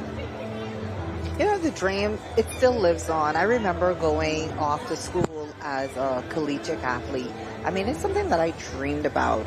I was the only child from my mom that was able to go off to college, and it was through track and field. I know that there's so many other stories, and that's just so that you can continue your education. But then when you take it one step further, and you also can continue your athletic career, and then hopefully move on to a professional career. And so it's good to, identify with these kids that they're living their dream.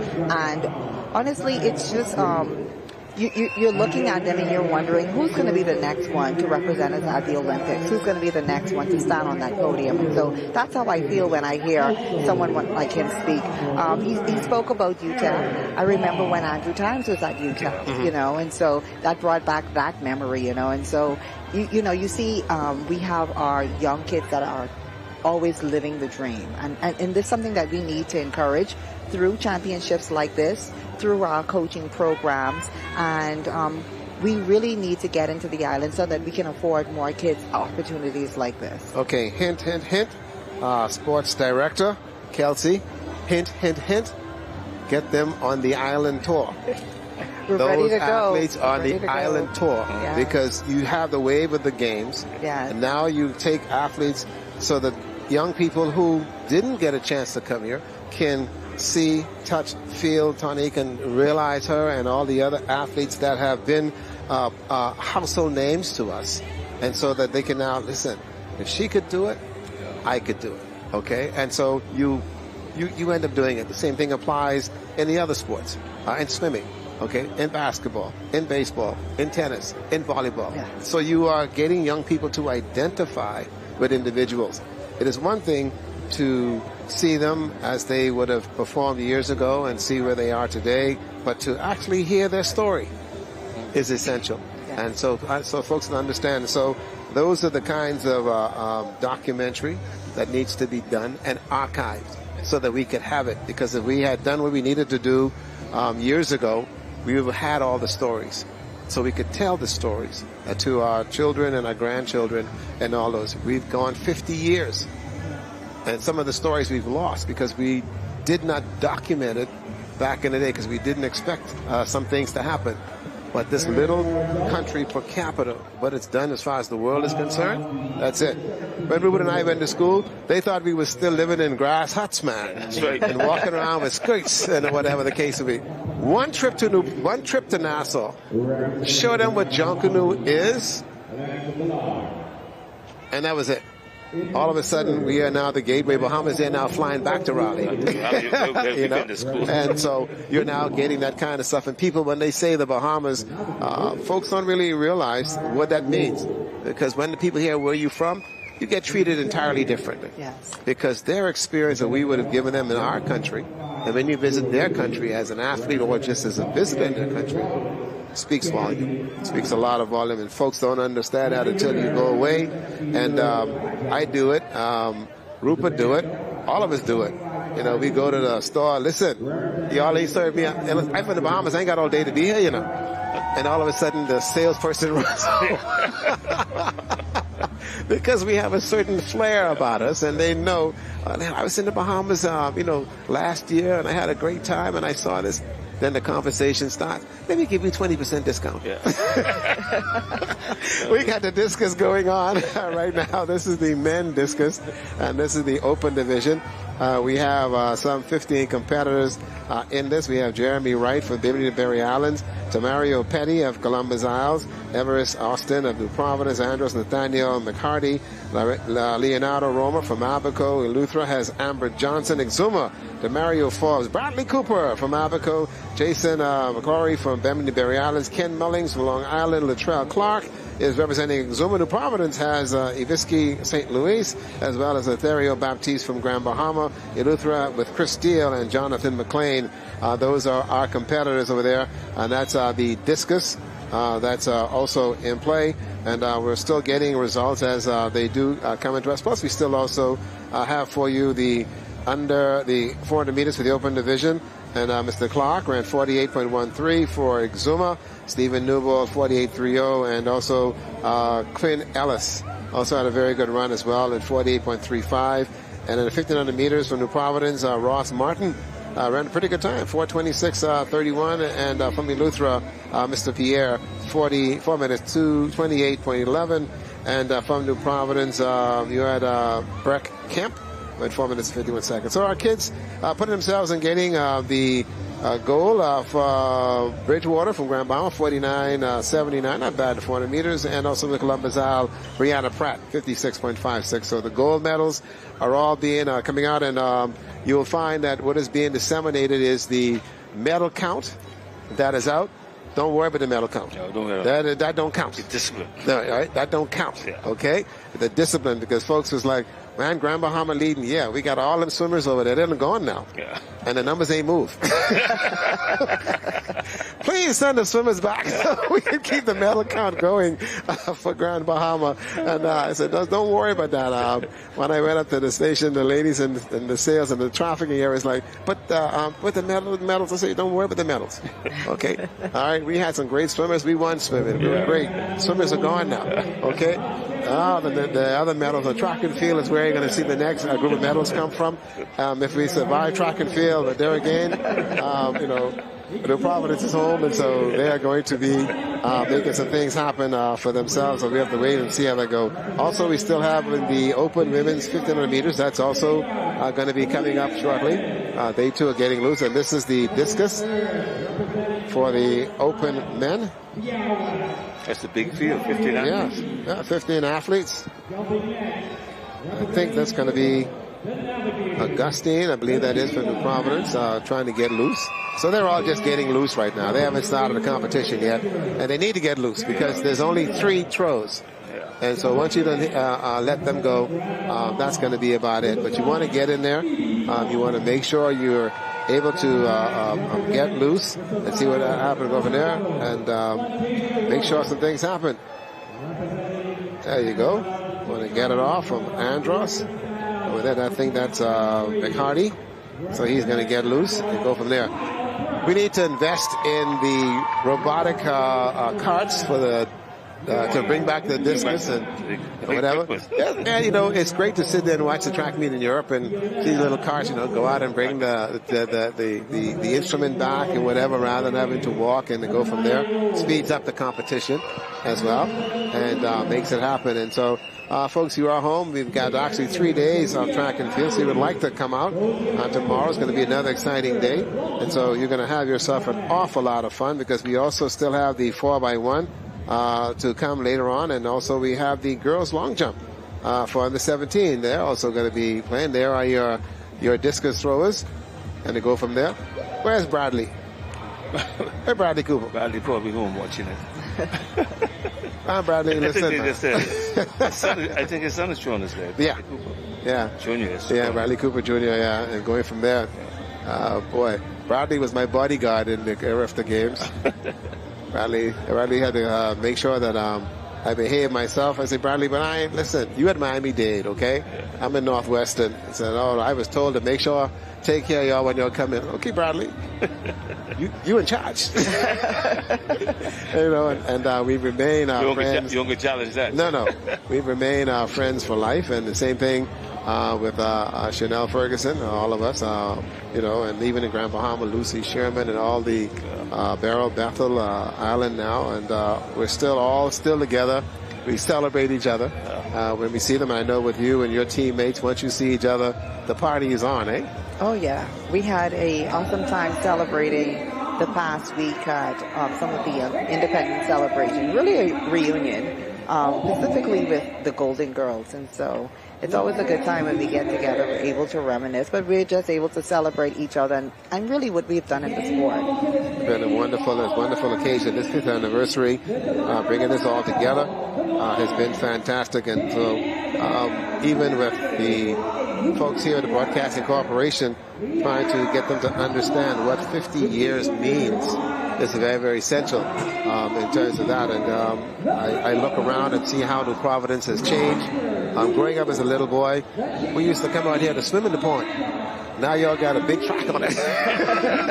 You got to swim in the pool. I swear. Over there by NIB where they got that little lake. I'm like, hold on, man. We used to come out here. And then, too, what was so funny was the fact that I did take a chance to go out there to walk the trail. And I'm still seeing the fish in the pond. And that's where we used to come out here to catch fish and put in our own fish tank. Yeah, they live for maybe a week or two because you don't have any air in them.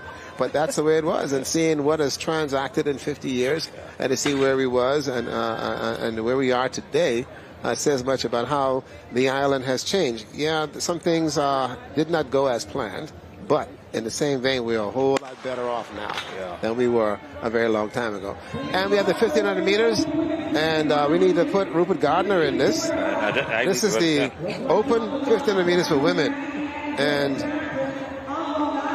ain't nobody showed up. Two athletes. Okay. The spirit of the games, and that's exactly what it is.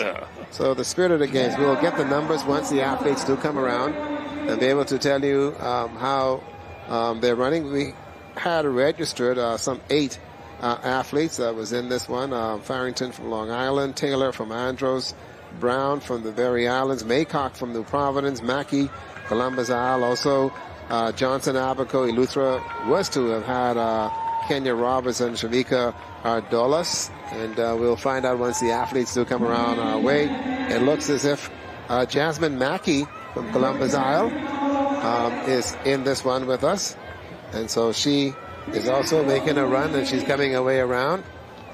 And 2198, the athlete from Long Island. Right. That's Miss Grace. And also Miss Mackey, Grace Farrington and Miss Mackey. So those two. Well, it's got to be deja vu, not deja vu, because I just said Long Island has a long road. So you must have long runners, and there it is. You have from Long Island. Yeah. And she's out there running, okay? So 2 athletes, and even still, only 2 competitors. It doesn't take away from the fact that they have come out to perform and represent their island. And to this them, is the kind they of will get races it. you like, right? So there's 2 medals, a gold and a silver. And I know you said the medals don't count. Somebody can get a medal. But somebody's going to get a medal in this race. They count for the ones who win it. Okay, but the total count. Doesn't count. The total count doesn't count. There won't be no winners in this one. There won't be no trash talking in the closing ceremonies. No matter what you say, somebody's going to count the medals so that they can say an island won the most medals. They're going to say. Somebody's going to say. Yeah. Yeah. And they're going to debate it too. Oh, we win. Oh, no. Boy, and that's something, there you go. They got 2 more laps to go. And they look to be supporting each other. They're right there. And that's what you want. They cross about 2:28. Not bad. And as you can see now, there is Miss Barrington. And she's going to now pick up the pace. For the first 2 laps, Miss Mackey had the lead. And right now, Miss Barrington running and going right there. And one thing you do like here is the fact that they will stay close together. It is a wonderful thing to see these athletes running the distance races, which is very lonely. Very, very lonely. The most hurtful thing in my life was to get up at 5 o'clock in the morning, Rupert, and they tell us we got to run that mile before breakfast. And if you don't get back in time, you can't eat. You have to run down to Crabtree and back. That's right. That's right. I remember that. That's right. They would get you to the front of the school, and you would take the main road and go back. Yeah, we had a mile every morning, and oddly enough, the coaches was right there, and you didn't make it. You didn't make it. You'll pay that night when you go back to practice, especially during the indoor season. I don't know what it was for Tonique, but the first time they gave me a thermal suit to run in, I'm like, what am I supposed to do with this? Oh, it's going to snow, When? And sure enough, we're in these thermal suits and running. 1 more lap to go. Our 2 runners out here, Miss Farrington and Miss Mackey. And there's Miss Mackey, 3:56. And Miss Mackey now picking up the pace. Let's see what they do here. Comfortable race. It's only the 2 of them. There is gold and silver on the platter. And they will be able to get their awards one way or the other. And that's what's important. Gold or silver. They will get it. And there they go. A little distance there. So Ms. Mackey pulling away from the Columbus Isles. Athlete wearing number 2019. And the athletes with 2198. There they go. Down the back stretch. And also the 1,500 meters for the boys come as well. Columbus Isle. Yeah. They're doing well. Columbus Isle. Absolutely. They did well in volleyball, ladies volleyball. Matter of fact, they won ladies volleyball. That's it. They won the bronze in baseball. They won the bronze in baseball. Yep. Yeah. You know what it is? Silver in men's volleyball. Yeah, you know what it is, though. Yeah, Everybody has the Prime Minister's number in their phone. Yeah. And they call, and all of a sudden you see that little head sneak in there, and he peeks. Then all of a sudden the attitude changes, and then he's out again. Matter of fact, he went to the volleyball game, and they just pick up the pace. That's my point. That's why. There you go. There's your champion from the Columbus Isles, Miss Jasmine Mackey. And second is Miss Grace Farrington. And the 2 runners, you guys are to be congratulated. You ran the 1,500 meters in the 6th edition of the Bahamas Games. And who knows? We have the next edition. be able to go from there and see how that all works out. Fantastic. Good run, ladies. And coming up now will be the men. And we got a full field for the men. We have 18 runners in this one. 18 runners. Andre Colbrook of Eleuthera, Nathan Johnson of Andros, Rayvano McIntosh, Michael Abaco has got Wadley, Joe Joachim. Also, you have from Grand Bahama, Keith Hanna. Alfred Bain is representing Abaco. Christopher Santia from New Providence. Bimini is Nathan Hardy. The Kyrie Turnquest of Long Island. Philip Tellme of Exuma. Raywind Winder from Andros Berry Islands. Malik Paul. Keno Gordon from the Columbus Isles. Denzel Sawyer from New Providence. Also Brian Gibson, Long Island. Keith Russell of Exuma. And also Edrin McPhee of Eleuthera. And Kivano Smith of the Columbus Isles. And, you know, I didn't believe this, Rupert, but Keith Hanna old as you, and he's still running. Yeah. All right. Keith Hanna been around from when we was wearing Chuck Taylors. He's running. and Chuck Taylors are back, and he's back. I guess you want to represent his outlet. You know, I didn't. You know, I said home. I said, hold on. Keith Hanna needs a letter. Let's go to Jay Philippe and see what he's got to say. Jay? Yeah, Scott, I'm here joined with Jasmine Mackey, the 1,500-meter winner this year's Bahamas game. Now, it was only 2 athletes in the race. Did that kind of confuse you as far as what's your strategy? Was you able to maintain your form and be able to come out as the victor? Yeah, it did surprise me. I expected more people to participate in the race, but no. Life goes on. You got to do what you got to do in the race. The 1,500 is a difficult race. Talk about your training. How were you able to prepare for Bahama Games knowing that it was an event that you wanted to take part in? Training was hard. Wake up 4 o'clock in the morning. Do 3 to 4 miles every other day. Then you go, after doing the 3 to 4 miles, go to practice in the afternoon. Do another couple of miles and some sprint workouts, some long workouts. Yeah, it was tough. Long workouts for long distance runner. There goes Jasmine, the 1,500-meter winner this year's Bahamas Games. Let me tell you what. She's a young old lady. Life goes on. No big deal. No, life goes on. So 2 of us, yeah. Okay, fine. But life goes on. I worry about that, man. Okay, I know that down the road for me, there's some big things to happen, and that's the kind of mindset that you have with these athletes, and so you're seeing that humanistic side of the reality is, you know, it's not just all about the competition, but they too are a pride and joy in terms of have them on the track and to compete with us. So it's absolutely fantastic to see them there. We got the 1,500 meters coming up, full field. We still also have the discus. That's the guys. They're also running, and also the long jump is underway as well. They too are trying to get that in, and so we'll see how that all works out. And it's been a very good one for us, and that's 1935. And there you go. I want to make sure I look at tomorrow. No, we'll see how they work that out and go from there. That's the full field. Yeah, this is a good field. Okay, this is your race. Yeah. This is your race there. You know, during my time, I would beat them. Yep. I know the song says, dream on, dream away. You can dream another day. I wish they had the Bahama Games during my time. Or during your time. Tonic, you wish they had the Bahama Games, right? Yeah, certainly. Yeah. That would have been great. Free How you know so good? That's it.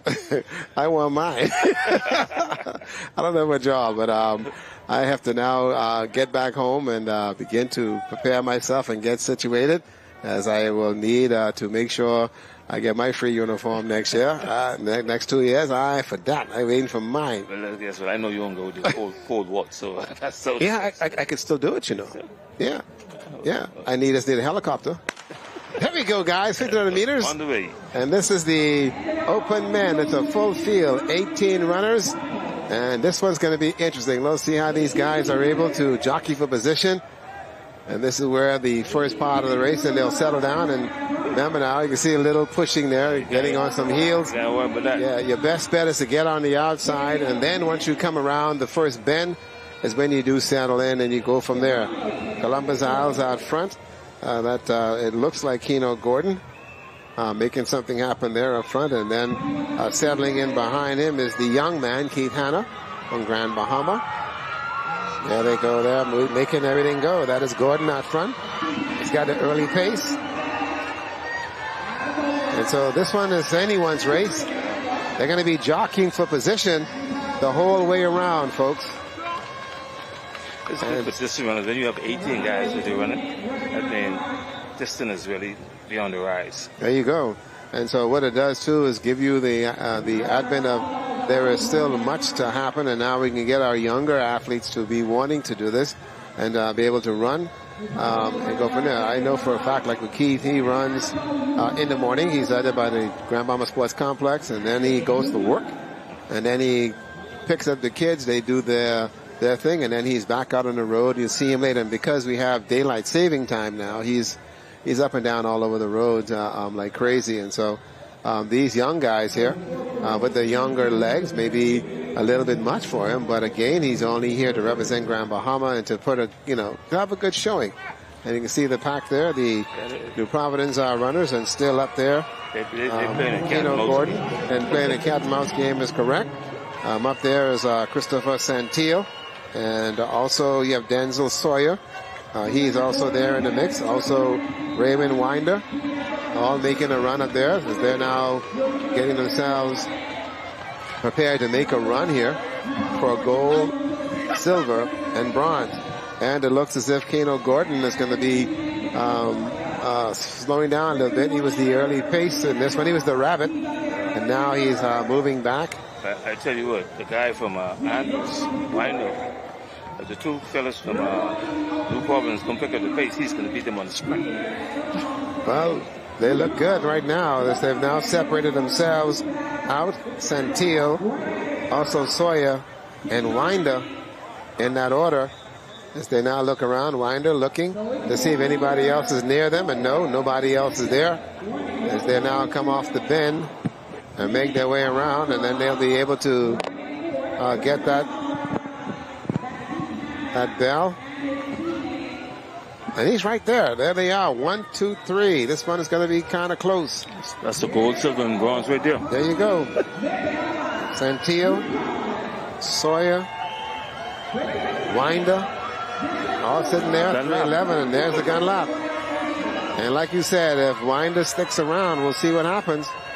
But you can see the pace has picked up a bit here as they go into that final lap.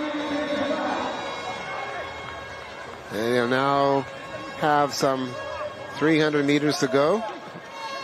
And who wants it has to now go out and get it. We can see, wait until they get to the 200 meter mark, and we'll see what that's going to look like. There's Winder at the 200 meter mark. And wow, he looked over and they saw Winder. Winder just blew by, and Winder now wide open as he's now getting off that bend. And Winder beginning now to open up. And there he is. You see those arms flaring and trying to come back. Coming right back on him until. There you go. That's the champion. Hey, you are the Bahamas Games gold medalist. Way to go, buddy. Good run. Winder can't believe he let it get away. He can't believe he got away. He can't believe it got away. But you know, 4:14 was the time. They just run 4:11 the other day, last week. Okay. What a good run. Everyone coming across, and the congratulations to everyone. Winder let them get away. Matter of fact, he has a sprint, but that's what I'm saying. He just let them get away. That's it. And that's what you had there, as you had Winder try to get in there. He's a little bit upset, but he'll be okay. We're going from there, and let me tell you, absolutely, and to go from there. Jay Philippe going over there and going to talk to the participants and see if he can get the athletes. That's a good race. That was an exciting race for the fans. Oh man, absolutely, to give them something to talk about. Everyone finished. No issues at all. Everyone had a good run. And thank goodness it was cool. And here's that last sprint. Last sprint. Boy, that was kind of fantastic there. He just didn't have it to respond. Yeah, just have it to respond there. And so, yes, throw the arms up in the air. You are the champion. You are the champion, my brother. Yes. Such a good one. You are the champion. Way to go. Why do like, what's going on here? Oh, man. Oh, man. He's so disappointed. You can't win them all. Okay? You can't win them all. But you also have to be prepared to fight in the end. And I don't see where he had it. You saw the athlete pull up on the side of him, and immediately you can see defeat, as opposed to giving that last push, that last effort. Right. That's right. So... yeah, he couldn't respond. Jay Philippe is standing by, and he has a miracle worker with him. Jay, tell me what you got. Yeah, unlike the women's 1500 meter that had 2 athletes, the men's, the open men, had a whole slew of athletes. But the champion is Christopher. Christopher, it was a tight race from start to finish. I agree. It was a tight race. I came out here not 100%, but it's the Bahamas game, so I had to come out, show up, do my best. You did it for New Providence, adding more points for New Providence. How does it feel knowing that you would have made a difference today? It feels great, man. You know, I competed with athletes I never see before, and it showed me where I is. I mean, in the beginning of the race, I kind of doubted myself, but I know I pulled through. Congratulations, Christopher, the Bahama Games champion. I'm also joined by a special guest over here. You. I told persons that you were 15 years old. Can tell them the real age, please. Be 50 in September, 73, Independence baby. Independence baby, competed in the 1500 meters, something that I could never see myself doing. How do you manage to stay in shape at a young age? I just thank God because I put him first and everything I do. And it's so great. My coach tell me run this. I don't really run this, but I thank God. I still give the young fellas a run for their money. Now, this is the Bahama Games, the Jubilee Games. You participated in these games. What does it feel like to represent Grand Bahama and also knowing at your age, being able to compete at a high level with guys that are, you're twice their age? Yes, I thank God, and most of them know me, especially the guy who come first, he know me, because I always over here run the road race. And when I come to win. There you have it, the 15-year-old from Grand Bahama that participated in the 1500 meters. Back to Ricardo. There you go, Keith Hanna, who in turn did a very good job. Like I said, this guy runs in the morning, runs in the afternoon, and takes care of his family. And here he is. I want to see his coach. Yeah, how old's the coach? Let me tell you, it is amazing because he's at the facility. Roger Charlton. He's there by the GB Sports Complex. And his boss called me and asked me, says, Ricardo, Keith Hanna, Keith running in the Bahamas Games? I said, yeah, that's why I sent you the letter, so you can give him some time off. Okay, no problem. His boss saw him just now. Yeah, that's right. So Keith Hanna is cleared to go. And so we've seen him run, like I said before. These games are meant for you to participate in. Right. And that's the importance there. And so your participation means a lot. Here he is at 50 and celebrating 50 and competing with kids that's way younger than him in terms of what's happening, and he's a road runner, but not really in the 1500 meters, but he wanted to come and be a part of the games, and that's exactly what he's been able to do. And so for him, I want to congratulate him for doing so, and for all the senior athletes that have competed in these games, kudos to them.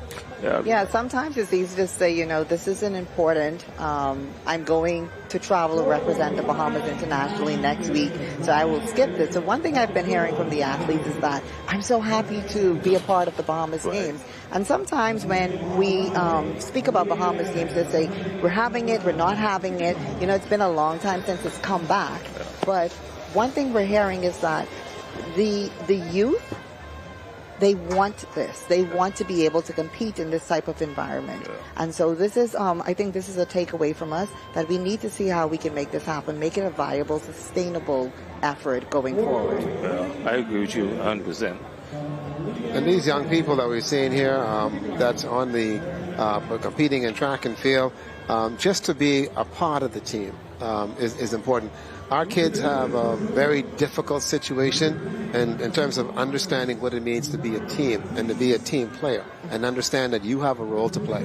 And if you've not been a part of team sports, then you find yourself left out there. It's not an individual scenario. It's about working together and understanding what has to happen and to work. And even with the discus that's going on right now with the men, and there's a throw.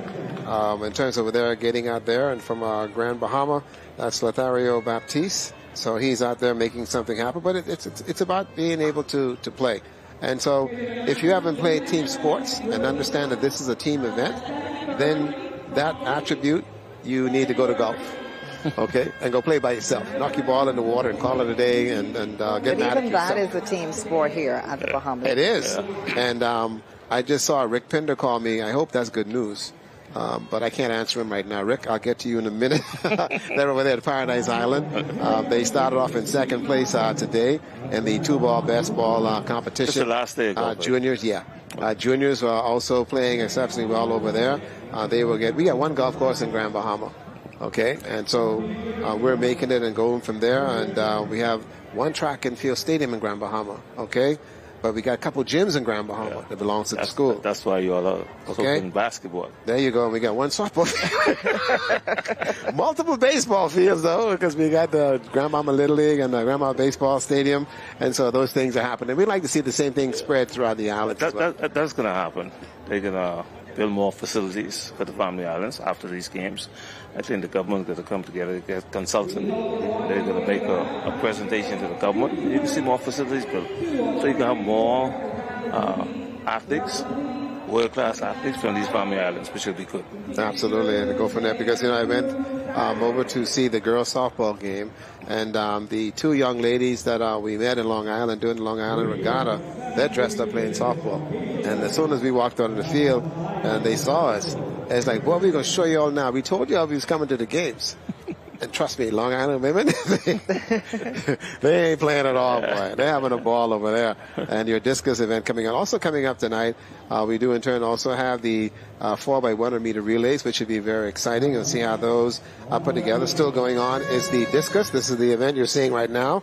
This is the open men discus. You have Jeremy Wright, Durano Petty, and Boris Augustine from New Providence. Also Nathaniel Hardy, Lothario Roma, Amber Johnson from Eleuthera, Abner Johnson. Also Demario Forbes, Bradley Cooper from Abaco, and then you've got Jason McGauley, Ken Mullings, Latrell Clark, Ivinsky, St. Louis, Lothario Baptiste, Chris Deal, and also McLean, right there, Jonathan McLean. And so getting the guys, I think they've had their first round, and they should be going now to the second round, and they only get 3 opportunities to compete.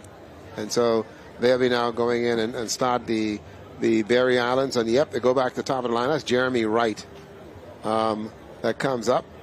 And so we'll see how he's able to do here and get into the games. So everybody gets a chance to throw. There you go.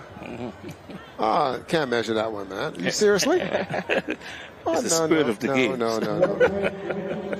They've got to pull in. That's all the tape. That's 600 feet of tape. They're going to pull in that much. But you mark every as long as it leaves the hand. You have to mark. You have to mark. As long as they scratch, you have to mark it. Right. You have to mark it, and so you have to go from there.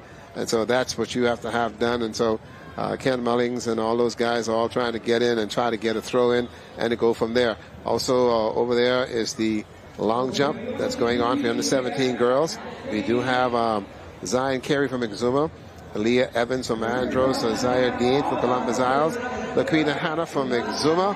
Zoe Adley will also give you New Providence a flag. Also Gibeon Miller from Eleuthera, Kaleri Miller from the Berry Islands, Bimini Berry Islands, Grand Bahamas, Probe Thompson. Also Fostera Wright from Abaco, Tyler Pratt from Andros. Also Nia Mackey from Columbus Isle. Delita Russell will compete for Abaco from Bimini Berry Islands. This is Devante Fernanda.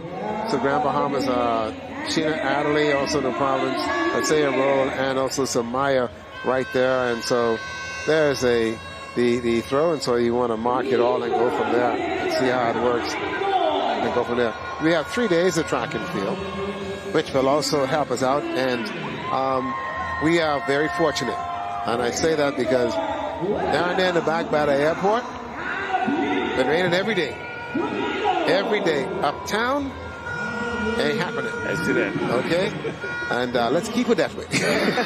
Because we don't want to put a damper on the game so far, especially those outdoor sports, because we have right now the softballers, they're also playing outdoors, and here we are with track and field indoors, so we want us to, at least the cloud cover has helped us and cooled us off a bit, and so that has worked out exceptionally well for us here at the Thomas A. Robinson Stadium. Over there at the old stadium, was over there for the Nationals. That was a lot of fun to walk out there and see where it's come from. That's Tonique's baby. My baby was cinders. When it was all cinders in the day, when we used to have those nails that we used to have to use in order to... She would know nothing and then go for that. No. When the service is redone, then Tonique came out and do her do. When we had those nails and then running with those nails and stuff in the day, oddly enough, that's it. Now with this surface, you can't. You have to have prescribed spikes in order for that to happen. That's right. And so you don't want to ever have to go out there and create a problem going. So there's the New Providence thrower. It looks like Everest Austin. I think that's trying to get a good view of the number of the athletes. Let's see what he does here. Looks like he's going to throw this one pretty good. Came out. Yeah. Okay. He has to be a baseball player because his head gone this way and the discus going the next way, like at the baseball games. The head gone this way and the strike. Can't even see the ball. It isn't going there. That just remind me of that in terms of what he just did. So they're into their second round of throws. They'll actually have 3 rounds accordingly. Nathaniel Hardy should be the next thrower to come up, and then we'll be able to hopefully pass on to you the distances for the discus as the instruments being thrown and retrieved by the athletes. And then you have to decide which one of the instruments you want to use for your throw, and to go from there. There's the long jump under 17 girls, also out there competing. 21-18 is the athlete right there, and make sure we get that right for you. It looks as if that's going to be Miss Zion Carey of Exuma. Yep. There she goes, and there's all of our competitors all sitting down and waiting their turn. Oh, she fouled, and so that would not be recorded. And so she will have to come by and try it again and see who our next competitor should be. Now, if I'm correct in terms of the numbers, that should be Zaria Dean. That should be the next thrower. And going out there now, it looks as if it's going to be Leonardo Romer. Abaco. Yeah, see what he can do here.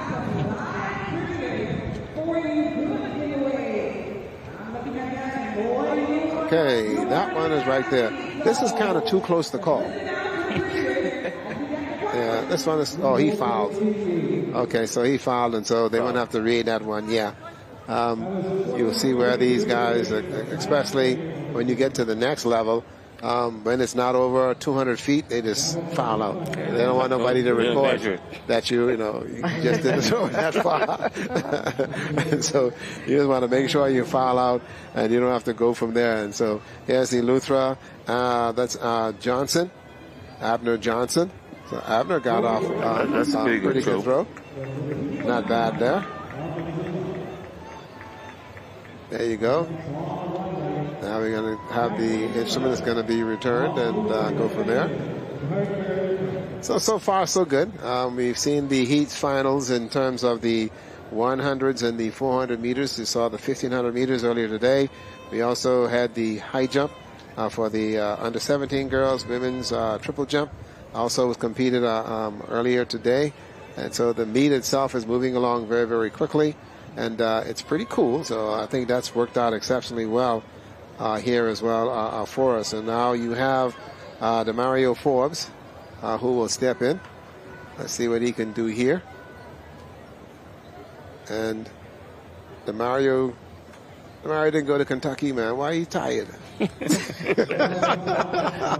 Only kidding. Look, he didn't even get into the circle. Come on, Demario. Get it out there, buddy. Scratch. That one's going to go out of no. The discus is such a technical event, so it really makes you think about how much training these athletes have received, because we see them falling one right after the next. And then also, too, having to work in terms of getting the work in as far as the instrument and using it. And then, too, the weight training that also come along with it, too. So you have to work on that. If you look at the discus throwers from the world level, these guys get in the gym and they squat and they bench press a couple hundred pounds and do what they have to do. Then their diet and the whole 9 yards and all that to make it happen. Here is from Abaco. That's Bradley. Andrus. And you can see the difference with the technique from he entered the circle. Yep. Oh, he better throw that good. Oh, he gotta go home. Coming home. Hey, what? I can hear him knocking the door. Daddy. Open the door. Bradley, no. We ain't here. Go back where you was and go do it again. That'll work on it and make sure that he's able to do that and go from there. Let's now go to the medal ceremony here. The first medals to be presented here at the Bahamas Games, and congratulations to all of the winners. Here we go. With a jump of 1.40 meters, Paris roll.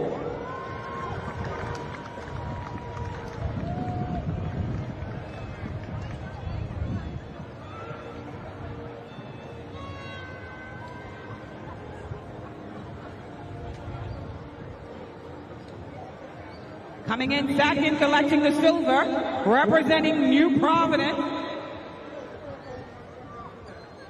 Okay, it's the under-17 girls triple jump, collecting the silver medal with a jump of 10.20 meters, Grand Bahama, Alexa Bullard.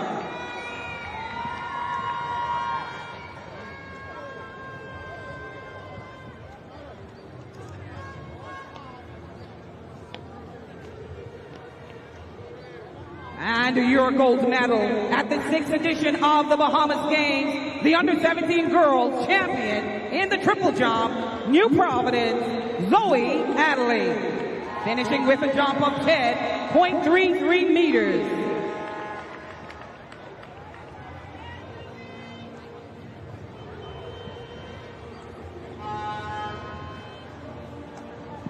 Congratulations to our under-17 girls triple jumpers.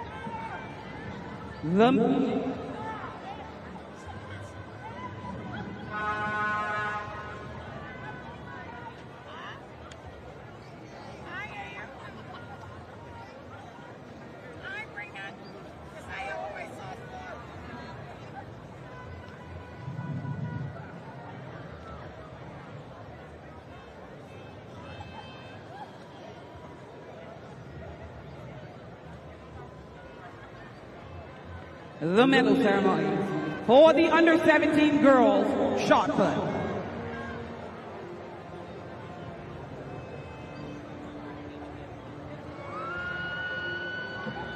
Presenting the medals, the Deputy Prime Minister of the Commonwealth of the Bahamas, the Honorable Chester Cooper, Member of Parliament for Exuma and the Ragged Islands, and the Minister of Tourism, Investments and Aviation. Collecting the bronze medal, representing the Buccaneers of New Providence, Kenise Scavella, She finished with a throw of 10.18 meters.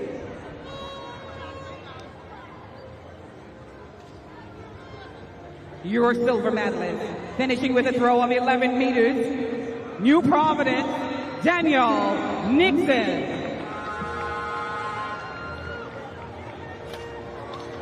And your gold medalist and champion of the 6th edition of the Bahamas Games, representing Andros Chick Charney, Anthony Pepper George. She finished with a throw of 11.02 meters.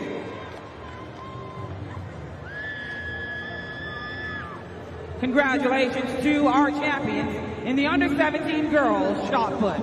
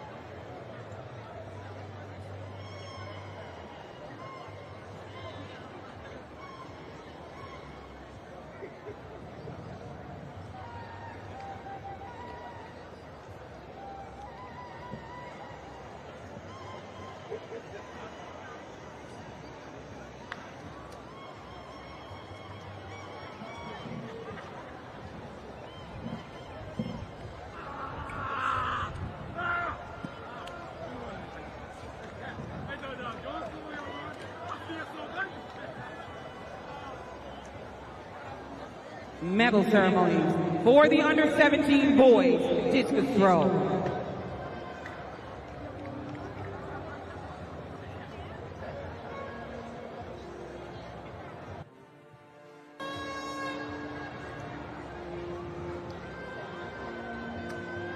Presenting the medals, Senator Randy Roll.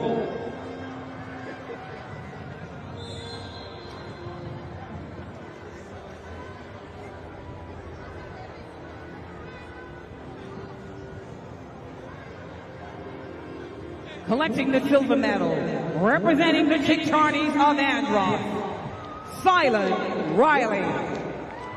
He finished with a throw of 30.22 meters.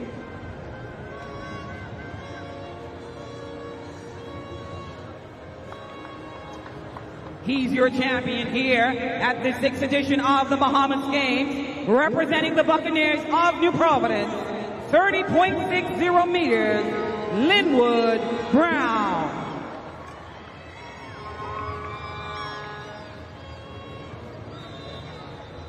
Congratulations to the boys under 17 discus throw.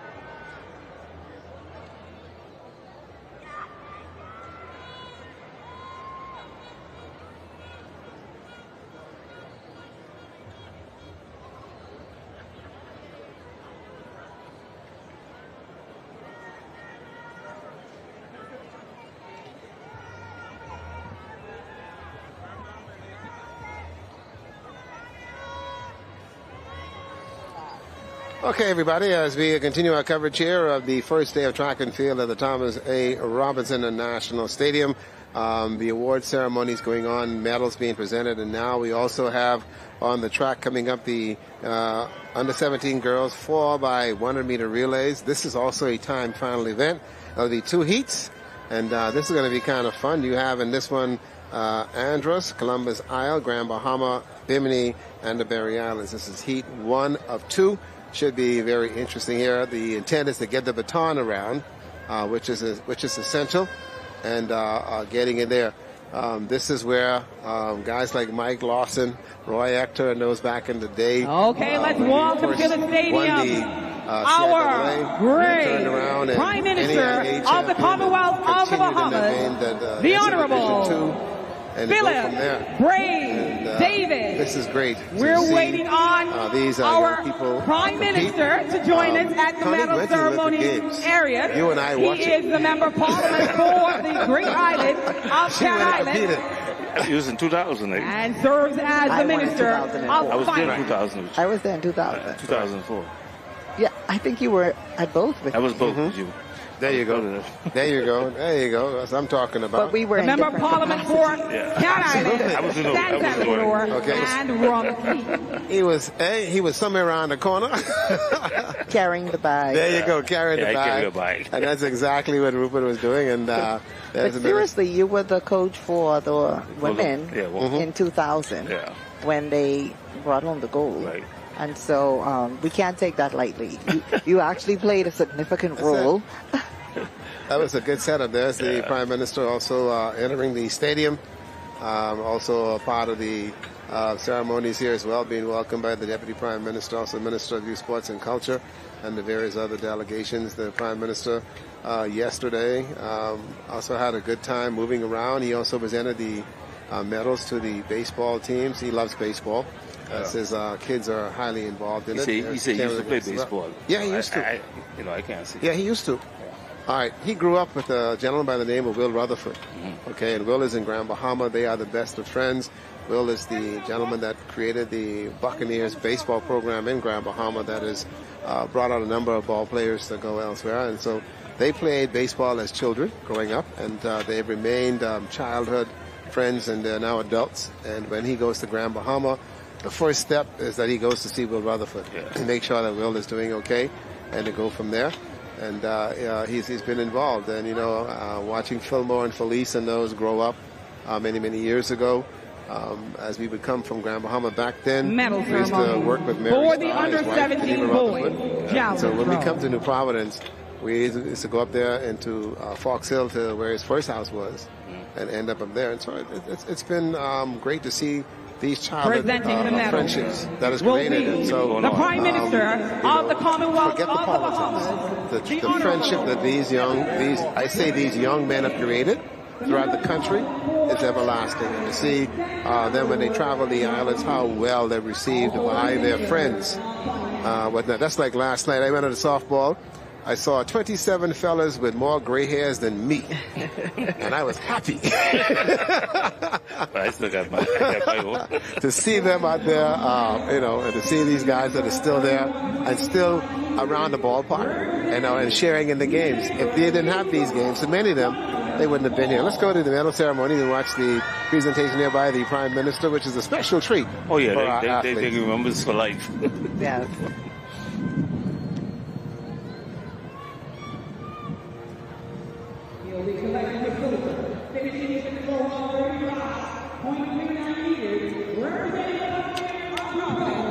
Ashton Moxie.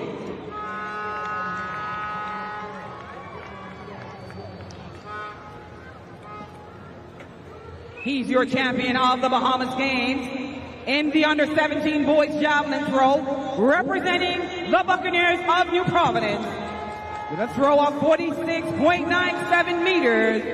Let's welcome Kenny Moxie.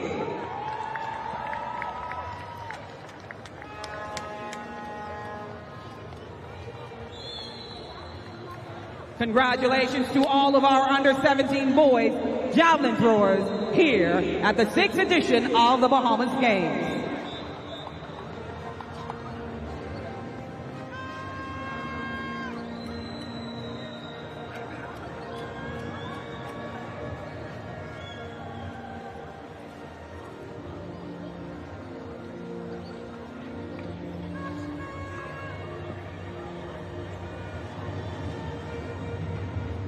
It's 2.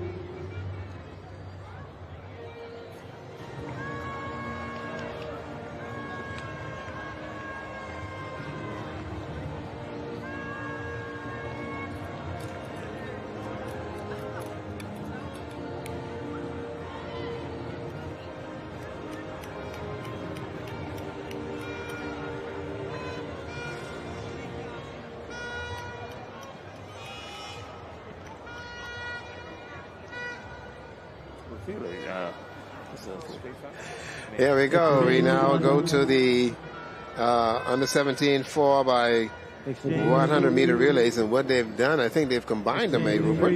They're combined. Okay, so rather than having the 2 heats in the 4 by 1s, it is now combined. So you will put Abaco in lane 1, New Providence will be in lane 2. Lane 3 will be Andros. Columbus Isles will run in lane 4. Grand Bahama in 5. Bimini and the Berry Islands will be running in lane 6. Eleuthera in 7. And Exuma will be there in lane 8. So rather than going through having 2 heats and you have enough teams, so just put them in 1 and call it a day, and we'll see how it goes from there. So let's now go to the high jump for the girls and under 17. Let's go and see the awards here. So these young people are receiving their awards from the Prime Minister, the Honorable Philip Davis. Lane 8, on your mark.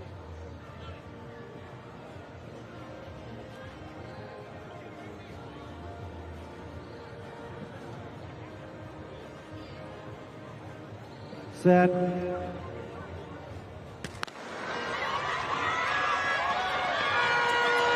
All right, ladies and gentlemen, this is section 1 of the under-17 girls 4 by 100 meter relay. Abaco, Providence, Andres, Columbus Isles, Grand Bahama, Bimini, Eleuthera, and Exuma. And look at New Providence. They are off and running. There's a handoff there as well. No one's anywhere near New Providence in the women and the under-17 girls 4 by 1s. And here's the final exchange. They get it in the zone. There you go. And all New Providence bringing it home here for gold in the 4 by 1s and the celebration. Grand Bahama 2 and 3 is Andros. That's a long time raising up your hand. Oh, yeah. Oh, yeah. That's how you do it. Celebrate. You didn't watch the 4 by 1s then? You didn't watch the 4 by 1s then? Yeah. Okay, you was there in Sydney, okay, when the girls won the 4 by 1. Yeah. Okay? All of our girls, let's sit down and say, thank you, Jesus. This crew, they're celebrating and high-fiving and waving to the crowd and all the family and everybody there and making it happen. And so what you have now is the ceremonies and the 17 awards now being done by the Prime Minister. There you go. Got your medal. Thank you and congratulations accordingly. She ain't gonna wash your hand. There you go. Good job, girl.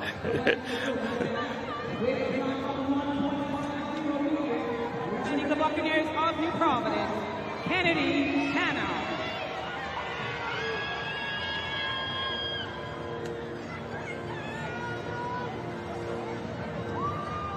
Okay, the Prime She's Minister your also champion, representing the Chick Charlies giving out of the awards. Andros, finishing with a jump of 1.55 meters. Let's hear it for Hyla Pratt.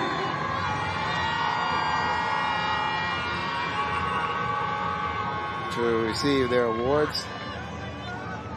And this is the under 17 girls high jump. The gold goes to Tyler Pratt of Andros. And then you have the silver to Kennedy Hannah of New Providence. And the bronze goes to Exuma Parish Roll. And there's a pretty picture for you. Ready for the dailies tomorrow? And everybody And Andres is going to get the newspaper and cut it out and put it up all on the wall. So when you... She's going to get some nice crabs. Yeah, but as soon as you get to the food store, everything up on the wall and be kept. And one thing that the folks in the islands do, as my mother once did as well, is once you get those newspapers, you cut those clippings and they hold them. Okay? Because when we celebrated the Carifta games, and they asked me, "You have any pictures?" So listen, my mother got them all here in the book. So that's something that a parent does when it comes to their children. Unfortunately for us in Grand Bahama, we have no newspapers like that anymore, whereas they would use the Freeport News, but now we have some of these small entities trying to come back, and hopefully that will work. But those pictures, they speak a story, and it's a life, it's a lifetime. Again, the medal ceremony, the Sports Minister will do this one for us. The Honorable Mario Boleg. Finishing with a jump of 1.50 meters. Mario Boleg also. Tyler Gray. Trying to go there, Tyler Gray.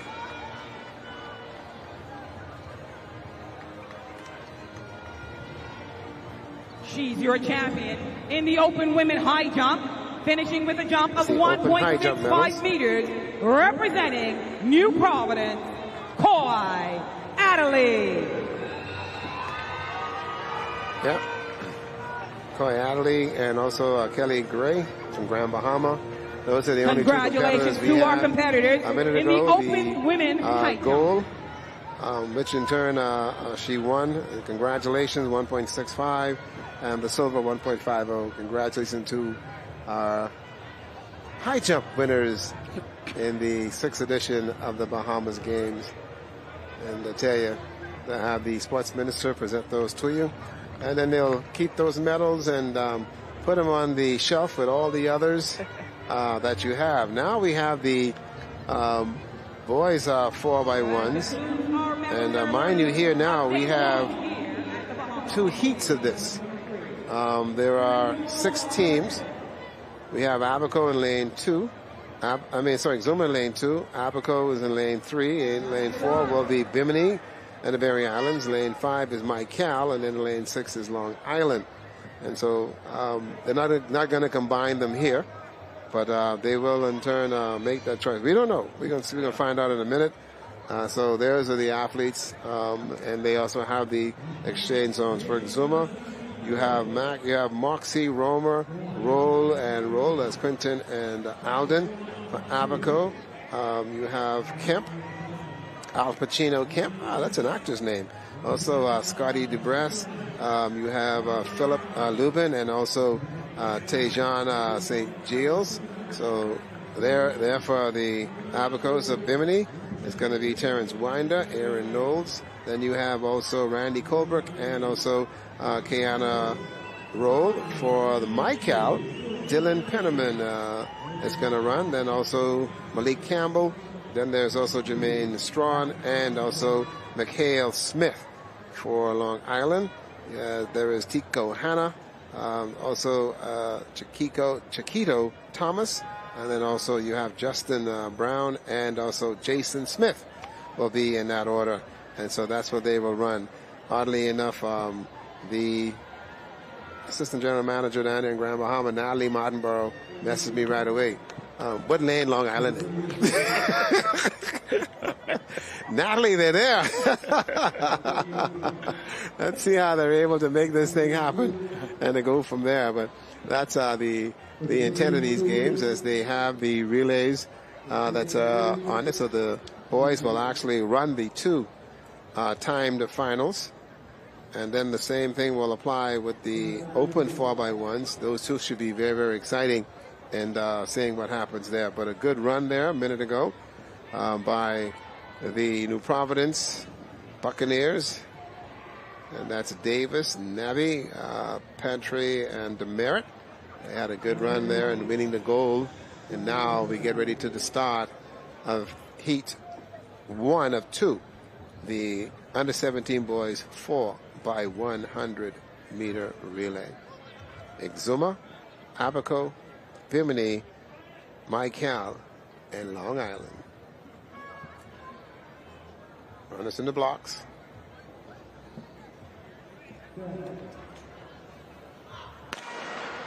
they're off. Let's see what the first exchange looks like as they now come into view. There's the exchange. Who gets it first? Out there, Long Island gets it and is moving very, very quickly. Also looking very, very good. And here's the handoff. Handoff number 3. Trying to figure out where the rest of the team is. Oh boy, that's a bad exchange. Wrong hand. That's it. And then here comes down the middle, making something happen. He's going to catch him. Yes, and he got him at the tape. Abaco at the tape. They get in there, and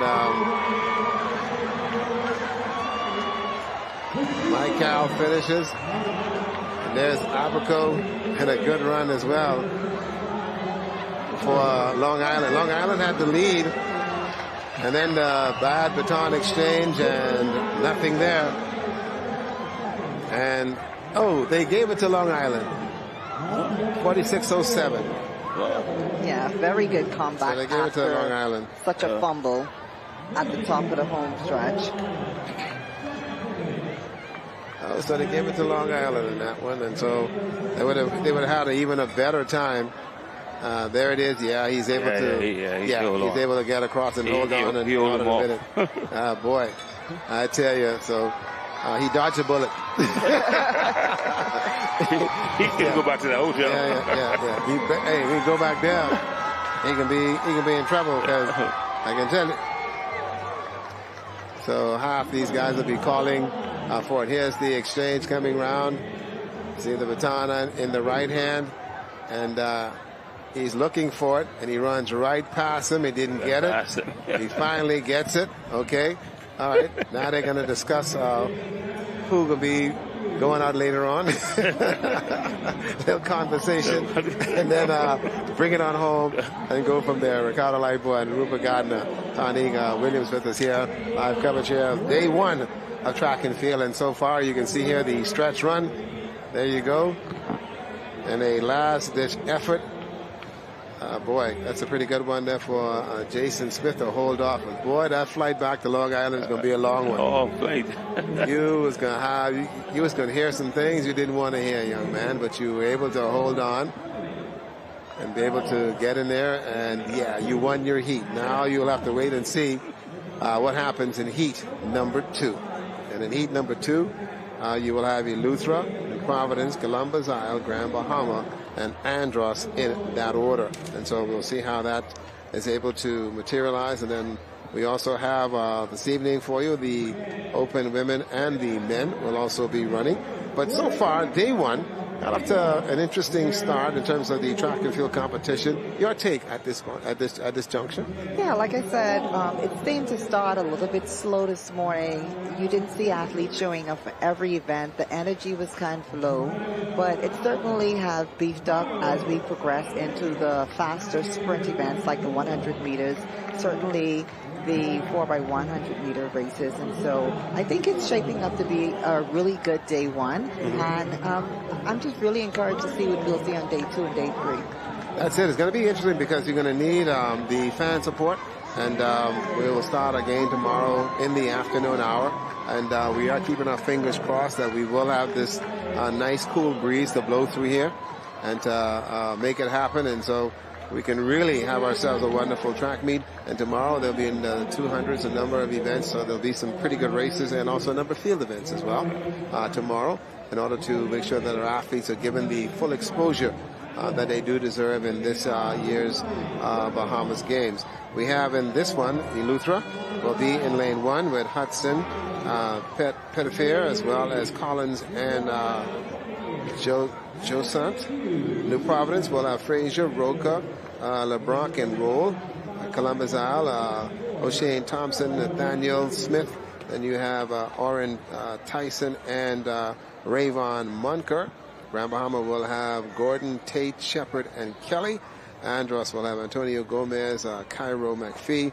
Also Ciano Ferguson, and Rayon Larrymore. So we'll see those guys come out here and run quick. So far, we're looking again to see what happens here. As far as you know, that Long Island has the lead as far as the time. And again, remember now, this is all a timed event, time finals. And to go from there. And so they got 46. There you go, 46. So he's 46.07, so he can have to run and see what happens. They have a bit of a headwind down the backstretch, but that should not be too detrimental as far as the athletes and their performances here today. We can also tell you that the 100-meter dash, we tell you that Miss Nabi ran 12.10. A good run also by Mr. Merritt, New Providence, 12.49, and Miss Turnquest of Andros, 12.70. In the women's 100 meters, Miss Rutherford ran well, 11.65. Way to go. And gave kudos to Frank. Hey, Columbus Isle, Kevin East Hanna, and also Tornell Miller with a bronze in 12.24 seconds. In the under 17 100 meters, it was Ishmael Roll as far as the boys from New Providence, 10.59. Aiden Kelly, 10.83, and also Everett Frazier of New Providence, 11.11. As far as the open division, what a good race from Karan Dean of New Providence, 10.5, and also Samo Colbrook, 10.55, and also Carlos Brown, 10.66. So here we go. Heat 1 of the 4x100 meter relay. This is the boys under 17. Eleuthera, New Providence, the Columbus Isle, Grand Bahama, and then Andros in that order. Runners in the blocks. The intent is to get the baton around. And let's see what happens here. Very quickly out of blocks. New Providence making up the stagger very, very quickly. And making something happen there on Columbus Isle. Here's the first exchange. Grand Bahama. Runner goes down, but here comes New Providence down the back stretch. Brenton Gordon now making something happen there. And Tyson O'Neill, and that's the exchange. Grand Bahama and New Providence. Here's where the race will be decided. We'll see what happens here in the final exchange and who can get the baton. Grand Bahama and New Providence, and we've got to run to the finish. New Providence running away with this one. New Providence gets the goal. That's a very fast time. 42.01. Good exchange there. And Grand Bahama with a second place finish. 42. Yep. 42. Oh, not bad. That's a good fast time. 42. I was a little bit scared of Frazier. Maybe he jumped in the 100. Mm-hmm. So you wonder what was going to happen there, eh? His father is a coach of New Providence too, must have said, don't do this, boy. Don't do it, eh? Yeah, he'd be walking home tonight. There you go. Good exchange there. Pretty good exchange on that third leg. Let's see the last leg here. There is Grand Bahama and New Providence. Clean exchange. Beautiful exchange. Yep. And down the stretch he comes. There he comes, looking for that finish line. And he's not taking anything for chance. He's a double gold medalist. That's it. And running right through it. There you go. Making it happen there for New Providence. Not bad, guys. Very good run there for the 4x100 meter relays. And that's going to be that for the under 17 boys. And now we go to the open division. This should be fun. These are the ladies now. We have Long Island, Eleuthera, Grand Bahama, and Columbus Isles. Those are the four. And this heat again is a time final, so the times become essential. Relays are very, very important. 4x1s. We've seen the best of the best in more ways than one. We've seen many athletes cry, walk away from the sport, take their shoes, throw in the garbage, take off their shirt, throw it away, because again, it's a team concept, and having to get the baton around hand to hand to hand, incredible, and how you're able to do it. Remarkably, this takes work. All right, and Rupert, you've been the relays coach. You know the kind of work it takes to put together a relay team. Plenty work to put the team together. First of all, you got to find who can run the first leg, who can run the second, who can start good. I mean, such a technical event. It looks easy when they do it, but it's hard when you're putting it together. And then behind the scene, you got attitudes. Yeah. Oh, you got different I don't want to run this leg. I don't want to run that. And then you got to turn around and mend those attitudes in order to make it happen for you, right? Yeah. It's a lot of work being in charge of relays and working it, and the same thing applies even with the 4x4 and trying to put that together and to go from there. I tell you, I'll never forget the Australia girls goals. At the same time, the Bahamas Softball Federation was having the round robin tournament in Grand Bahama, and everyone stopped playing softball and turned on the TV and was dancing all over the place. We forget we had to finish to play the game. Nobody watched no more game after that. That was it. We ain't fooling with that no more. And so that was fun. And then also there in Jamaica, when the Knights won the 4x4, which was a special moment in that one as well, because down there in Jamaica, they was doing me right in. Bahamas ain't win nothing yet. Yeah, Man, we was getting due right in. But once we got the 4x4, all right, it was like, you know, Joel is the Diamondback Rattler, right? Yeah. Okay. I had the Diamondback chest. That's how big I was on set. Because to see our Knights win the gold over there in London was absolutely fantastic. And to go from there, you know, and when you have Jamaica dominating all the races, and well, we finally got that goal. That's it. Couldn't talk to me no more for the rest of the day. Here we go. 4x1s, ladies and gentlemen, boys and girls. Long Island, Eleuthera, Grand Bahama, and Columbus Isle. These are the open 4x1 for the ladies. We'll see who is able to get the stick around as quickly as we possibly can. Don't forget also that the World Relays will be coming right here to the Thomas A. Robinson Stadium next year in the month of May. And that'll kick off the season next year. Should be absolutely fantastic.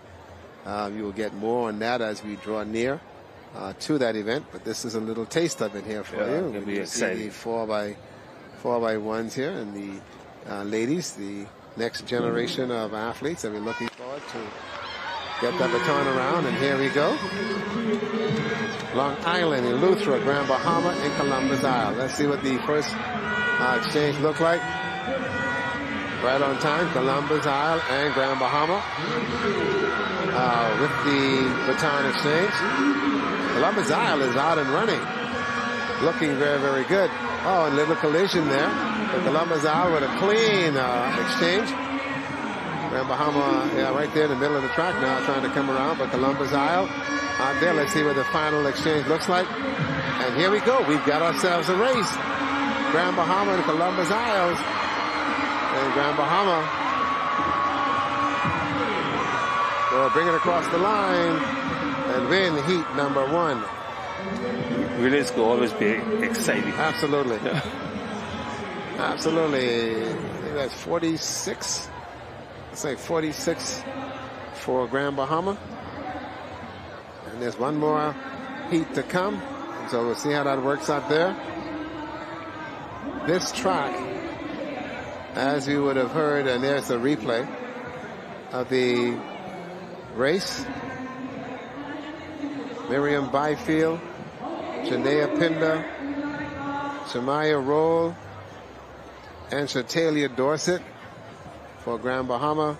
Columbus Isle, Brianna Pratt, Kernice Hanna, Kepta Storr, and Jasmine Mackey.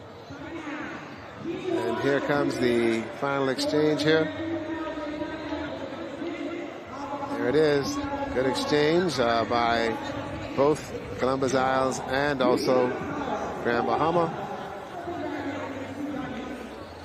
And Grand Bahama will get the gold and the silver to Columbus Isle. I counting out New Providence in the second heat. I'm a start of war. No, we're not going to do that, ladies and can't do gentlemen. that. No. We have one more of Heat 2 to come. And Heat 2 is going to feature Exuma, Abaco, Bimini, Andros, and then New Providence. So it'll be lanes 2, Exuma, lane 3, Abaco, lane 4, Bimini to Berry Islands. Andros will run out of lane 5, and then lane 6 is going to be New Providence. Another very, very exciting race here in the open 4x100 meter relay. And so we'll get a chance to see how these athletes are able to run and to make it happen. And so we've seen, for the most part, a very entertaining track and field meet. Seeing how they've been able to get this to come off as they've done. And it's really great to be here in the National Stadium. I want to thank the folks that fixed the lights in this place, because we saw from the Nationals we had the Carifta, and the lights were kind of in need of some repairs. We saw the lifts and changing all the bulbs and everything else in light of the stadium, and to go from there. All we need now is to put a dome over this thing. Yeah. Okay. You think that'll ever happen? That's it. See Tonique there? See Tonique right there? She could make it happen. I tell you, she can make it happen. Just put a dome over it, man. You know. My There we name go is for not now. the stadium. That's all right. Your highway running right in the back. Right in the back of the stadium. So, get Tonique to put a name out there, man. Let's see if we can get this thing going, man. Here we go. I want a dome over.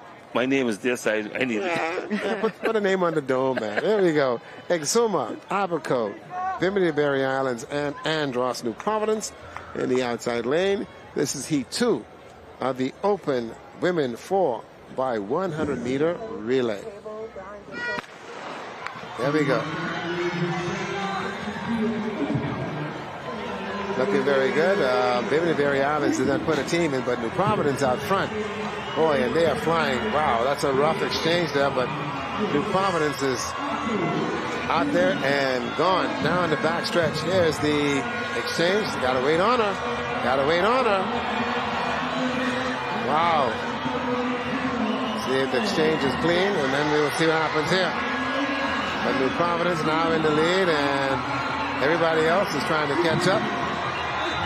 And New Providence is gone, way gone. And there you go. And she's jogging now. But remember now, this is time finals. You gotta be jogging. So New Providence will get the goal, 46:07. That's what it looks like.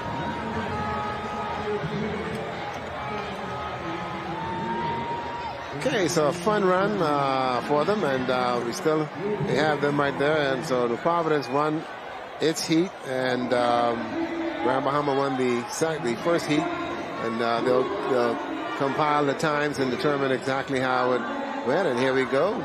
You can see New Providence out front. That's what you call running a first leg. Second leg down the back stretch. There you go. And giving it all, and what lift down the back stretch. You got to be a special breed to do that. There you go, and no flags. Okay. So it's as far as we're concerned, that one was clean. There we go. The Providence final leg. There they go. Oh, she jogged for the. And okay, somebody didn't give her the memo. She didn't get the memo. I don't think she get it. Yeah. Okay. She didn't get the memo. Baby girl, this is the time final. You don't get this goal, and find out what happened when you get. Find out what happens when this finished. We around here showboating. You don't get this medal. We'll find out what the deal is. What? I get a medal, but you don't get a gold. That's it. That's the big problem. I tell you, man. No. Time finals, and we'll see exactly what they're able to give us. Well, that one's going to be close. We'll see how that all works out. Well, this is the exciting one. Yeah, Open now we man. go to the open men 4x100 meter relay. It's the bargain rights. There you go. The lane assignments we have here for Heat 1 is going to be Grand Bahama in 2, Michael in 3, Bimini to Berry Islands in 4, Andros is to run out of 5, and in 6 it's to be Eleuthera. Okay, and so there's the instructions that the athletes are getting now as they will now go to their respective start points for the relays. Rupert, how come you didn't bring the door, man? You're supposed to bring them out through the door. Supposed to put up the door, man, and that nice magical doors we done doing the relays. Put up the magical door. Yeah, that's true. And they come through and come up. And lights. There you go, and the lights and the whole... And fireworks. We spoiled now. You can't give it to me once and then they ain't going to bring it back again. This is supposed to be 50 years, so they're supposed to have 50, lights coming up. We got the door to open, and everyone come out and, run on out and be introduced accordingly, and they go from there. And so we'll see how this one is able to pan out. And again, these guys are going to be moving around. Let's see. Hold on. I want to make sure we have this and making sure they're in place. And all moving now to their positions. I'm trying to figure out where they're going. I think that is the third leg they're going to. Okay. Yeah, that's the third leg they're going to. It looks like it's a combined field. I think the... No, the runners on the track. Okay. Yeah, they're on the track already. That's the second flight of Columbus Isles, and those are going over there. Okay. Again, lane 2 will be Grand Bahama. Michael, that's Michael there in lane 3. Lane 4, Bimini, the Berry Islands. Andros in lane 5, and Eleuthera will be in lane 6. So we can see Michael, Andros, and Eleuthera. So those are the 3 that we can see at this juncture. And see. Okay, there you go. 2, Grand Bahama, Michael, Bimini, Andros, and Eleuthera. So Grand Bahama did not enter a team in this. So there's only 3 teams, which is going to be Michael, Andros, and Eleuthera. And Andros is leading this one.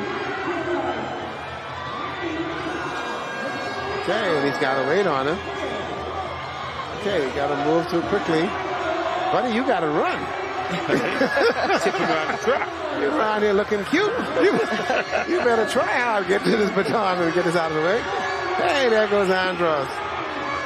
Andros out front. Eleuthera and Michael. Andros, Eleuthera, and Michael. Time for Andros in this one. Let's see what they post. 43.6. So congratulations to Andros. 46? No, 43? I think 43. That's what I'm seeing up there. 43.6, 44.5, and 46. I think that's all because the third runner from Andros forget that he needs to run. Yeah.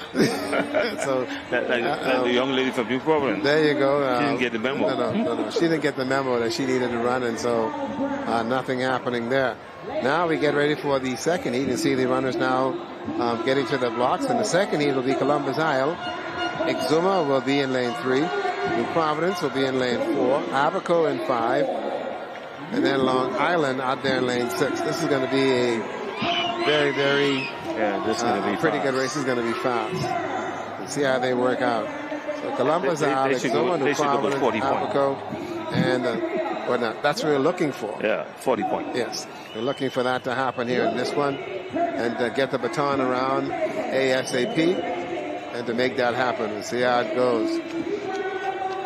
Absolutely fantastic. These young men realize that this is your showcase. All right. So you get folks in the stands to cheer you on and make you feel as if you're a champion. Just make sure you finish. Don't jog. That's it. Don't jog. Don't drop the baton. Don't run out the zone. That's it. Don't false start. There's so many parts of this race. I swear. I mean, everything could happen. And historically now, if you go back and see how many botched relays Team USA has had over the years, male and female, right? Every time you see them get in the blocks, they at an international meet, everybody is be quiet. When they say shh, everybody stop breathing because they know very well anything is possible, and to go from there. But we've seen over the years that the relays are interesting, and to captivate any games, that's what folks like to see. And to see the relays. Yeah, see the relays. Let me see you get the baton around ASAP and see how you able to perform. And there is Columbus Isle in lane 1, Exuma 2, New Providence will be in 3, and then you have Abaco, and then Long Island is out there in lane 6. This one will be quick. Do not leave your set. Don't blink. Don't blink. This one is going to be quick. Very, very quick. Run this in the blocks.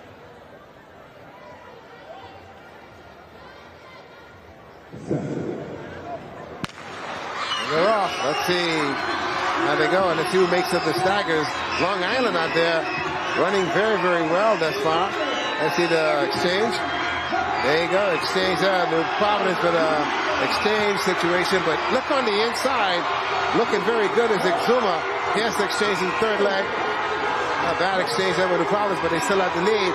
And also on the inside, Columbus Isle making a run here. Columbus Isle looking very, very good. Columbus Isles with the exchange. Columbus Isles out and running, but here comes New Providence. Columbus Isle, New Providence. Columbus Isle and New Providence. Columbus Isle and New Providence. Columbus Isle and New Providence. Yeah! Oh, you gotta love it. 38. You gotta love it. 38-3. You gotta love it. Matter of fact, if they run it, if the time is right, that will qualify them for World Championship. But they have to run with countries. Holy cow! What a race. What a race. What a way. What they give them? No, it's 40.84. 40.8. I said 40 points. Tremendous run. 40.84. What a tremendous run there by Columbus Isle. You can see outside you see the Prime Minister Long Island. Yeah. Somebody got some promises somewhere.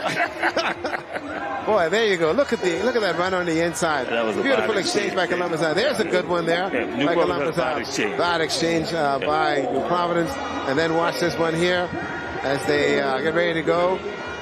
Bad exchange again. And Columbus Isles. And this is where who wants it more will actually try to fend this one out and to go from there. And yes, what a ride. That's bragging. This is a bragging race. This is 4x1. This is a bragging race. That's it. I saw bad exchanges. I saw a person slowing down, going into the next runner. I saw people leaving early.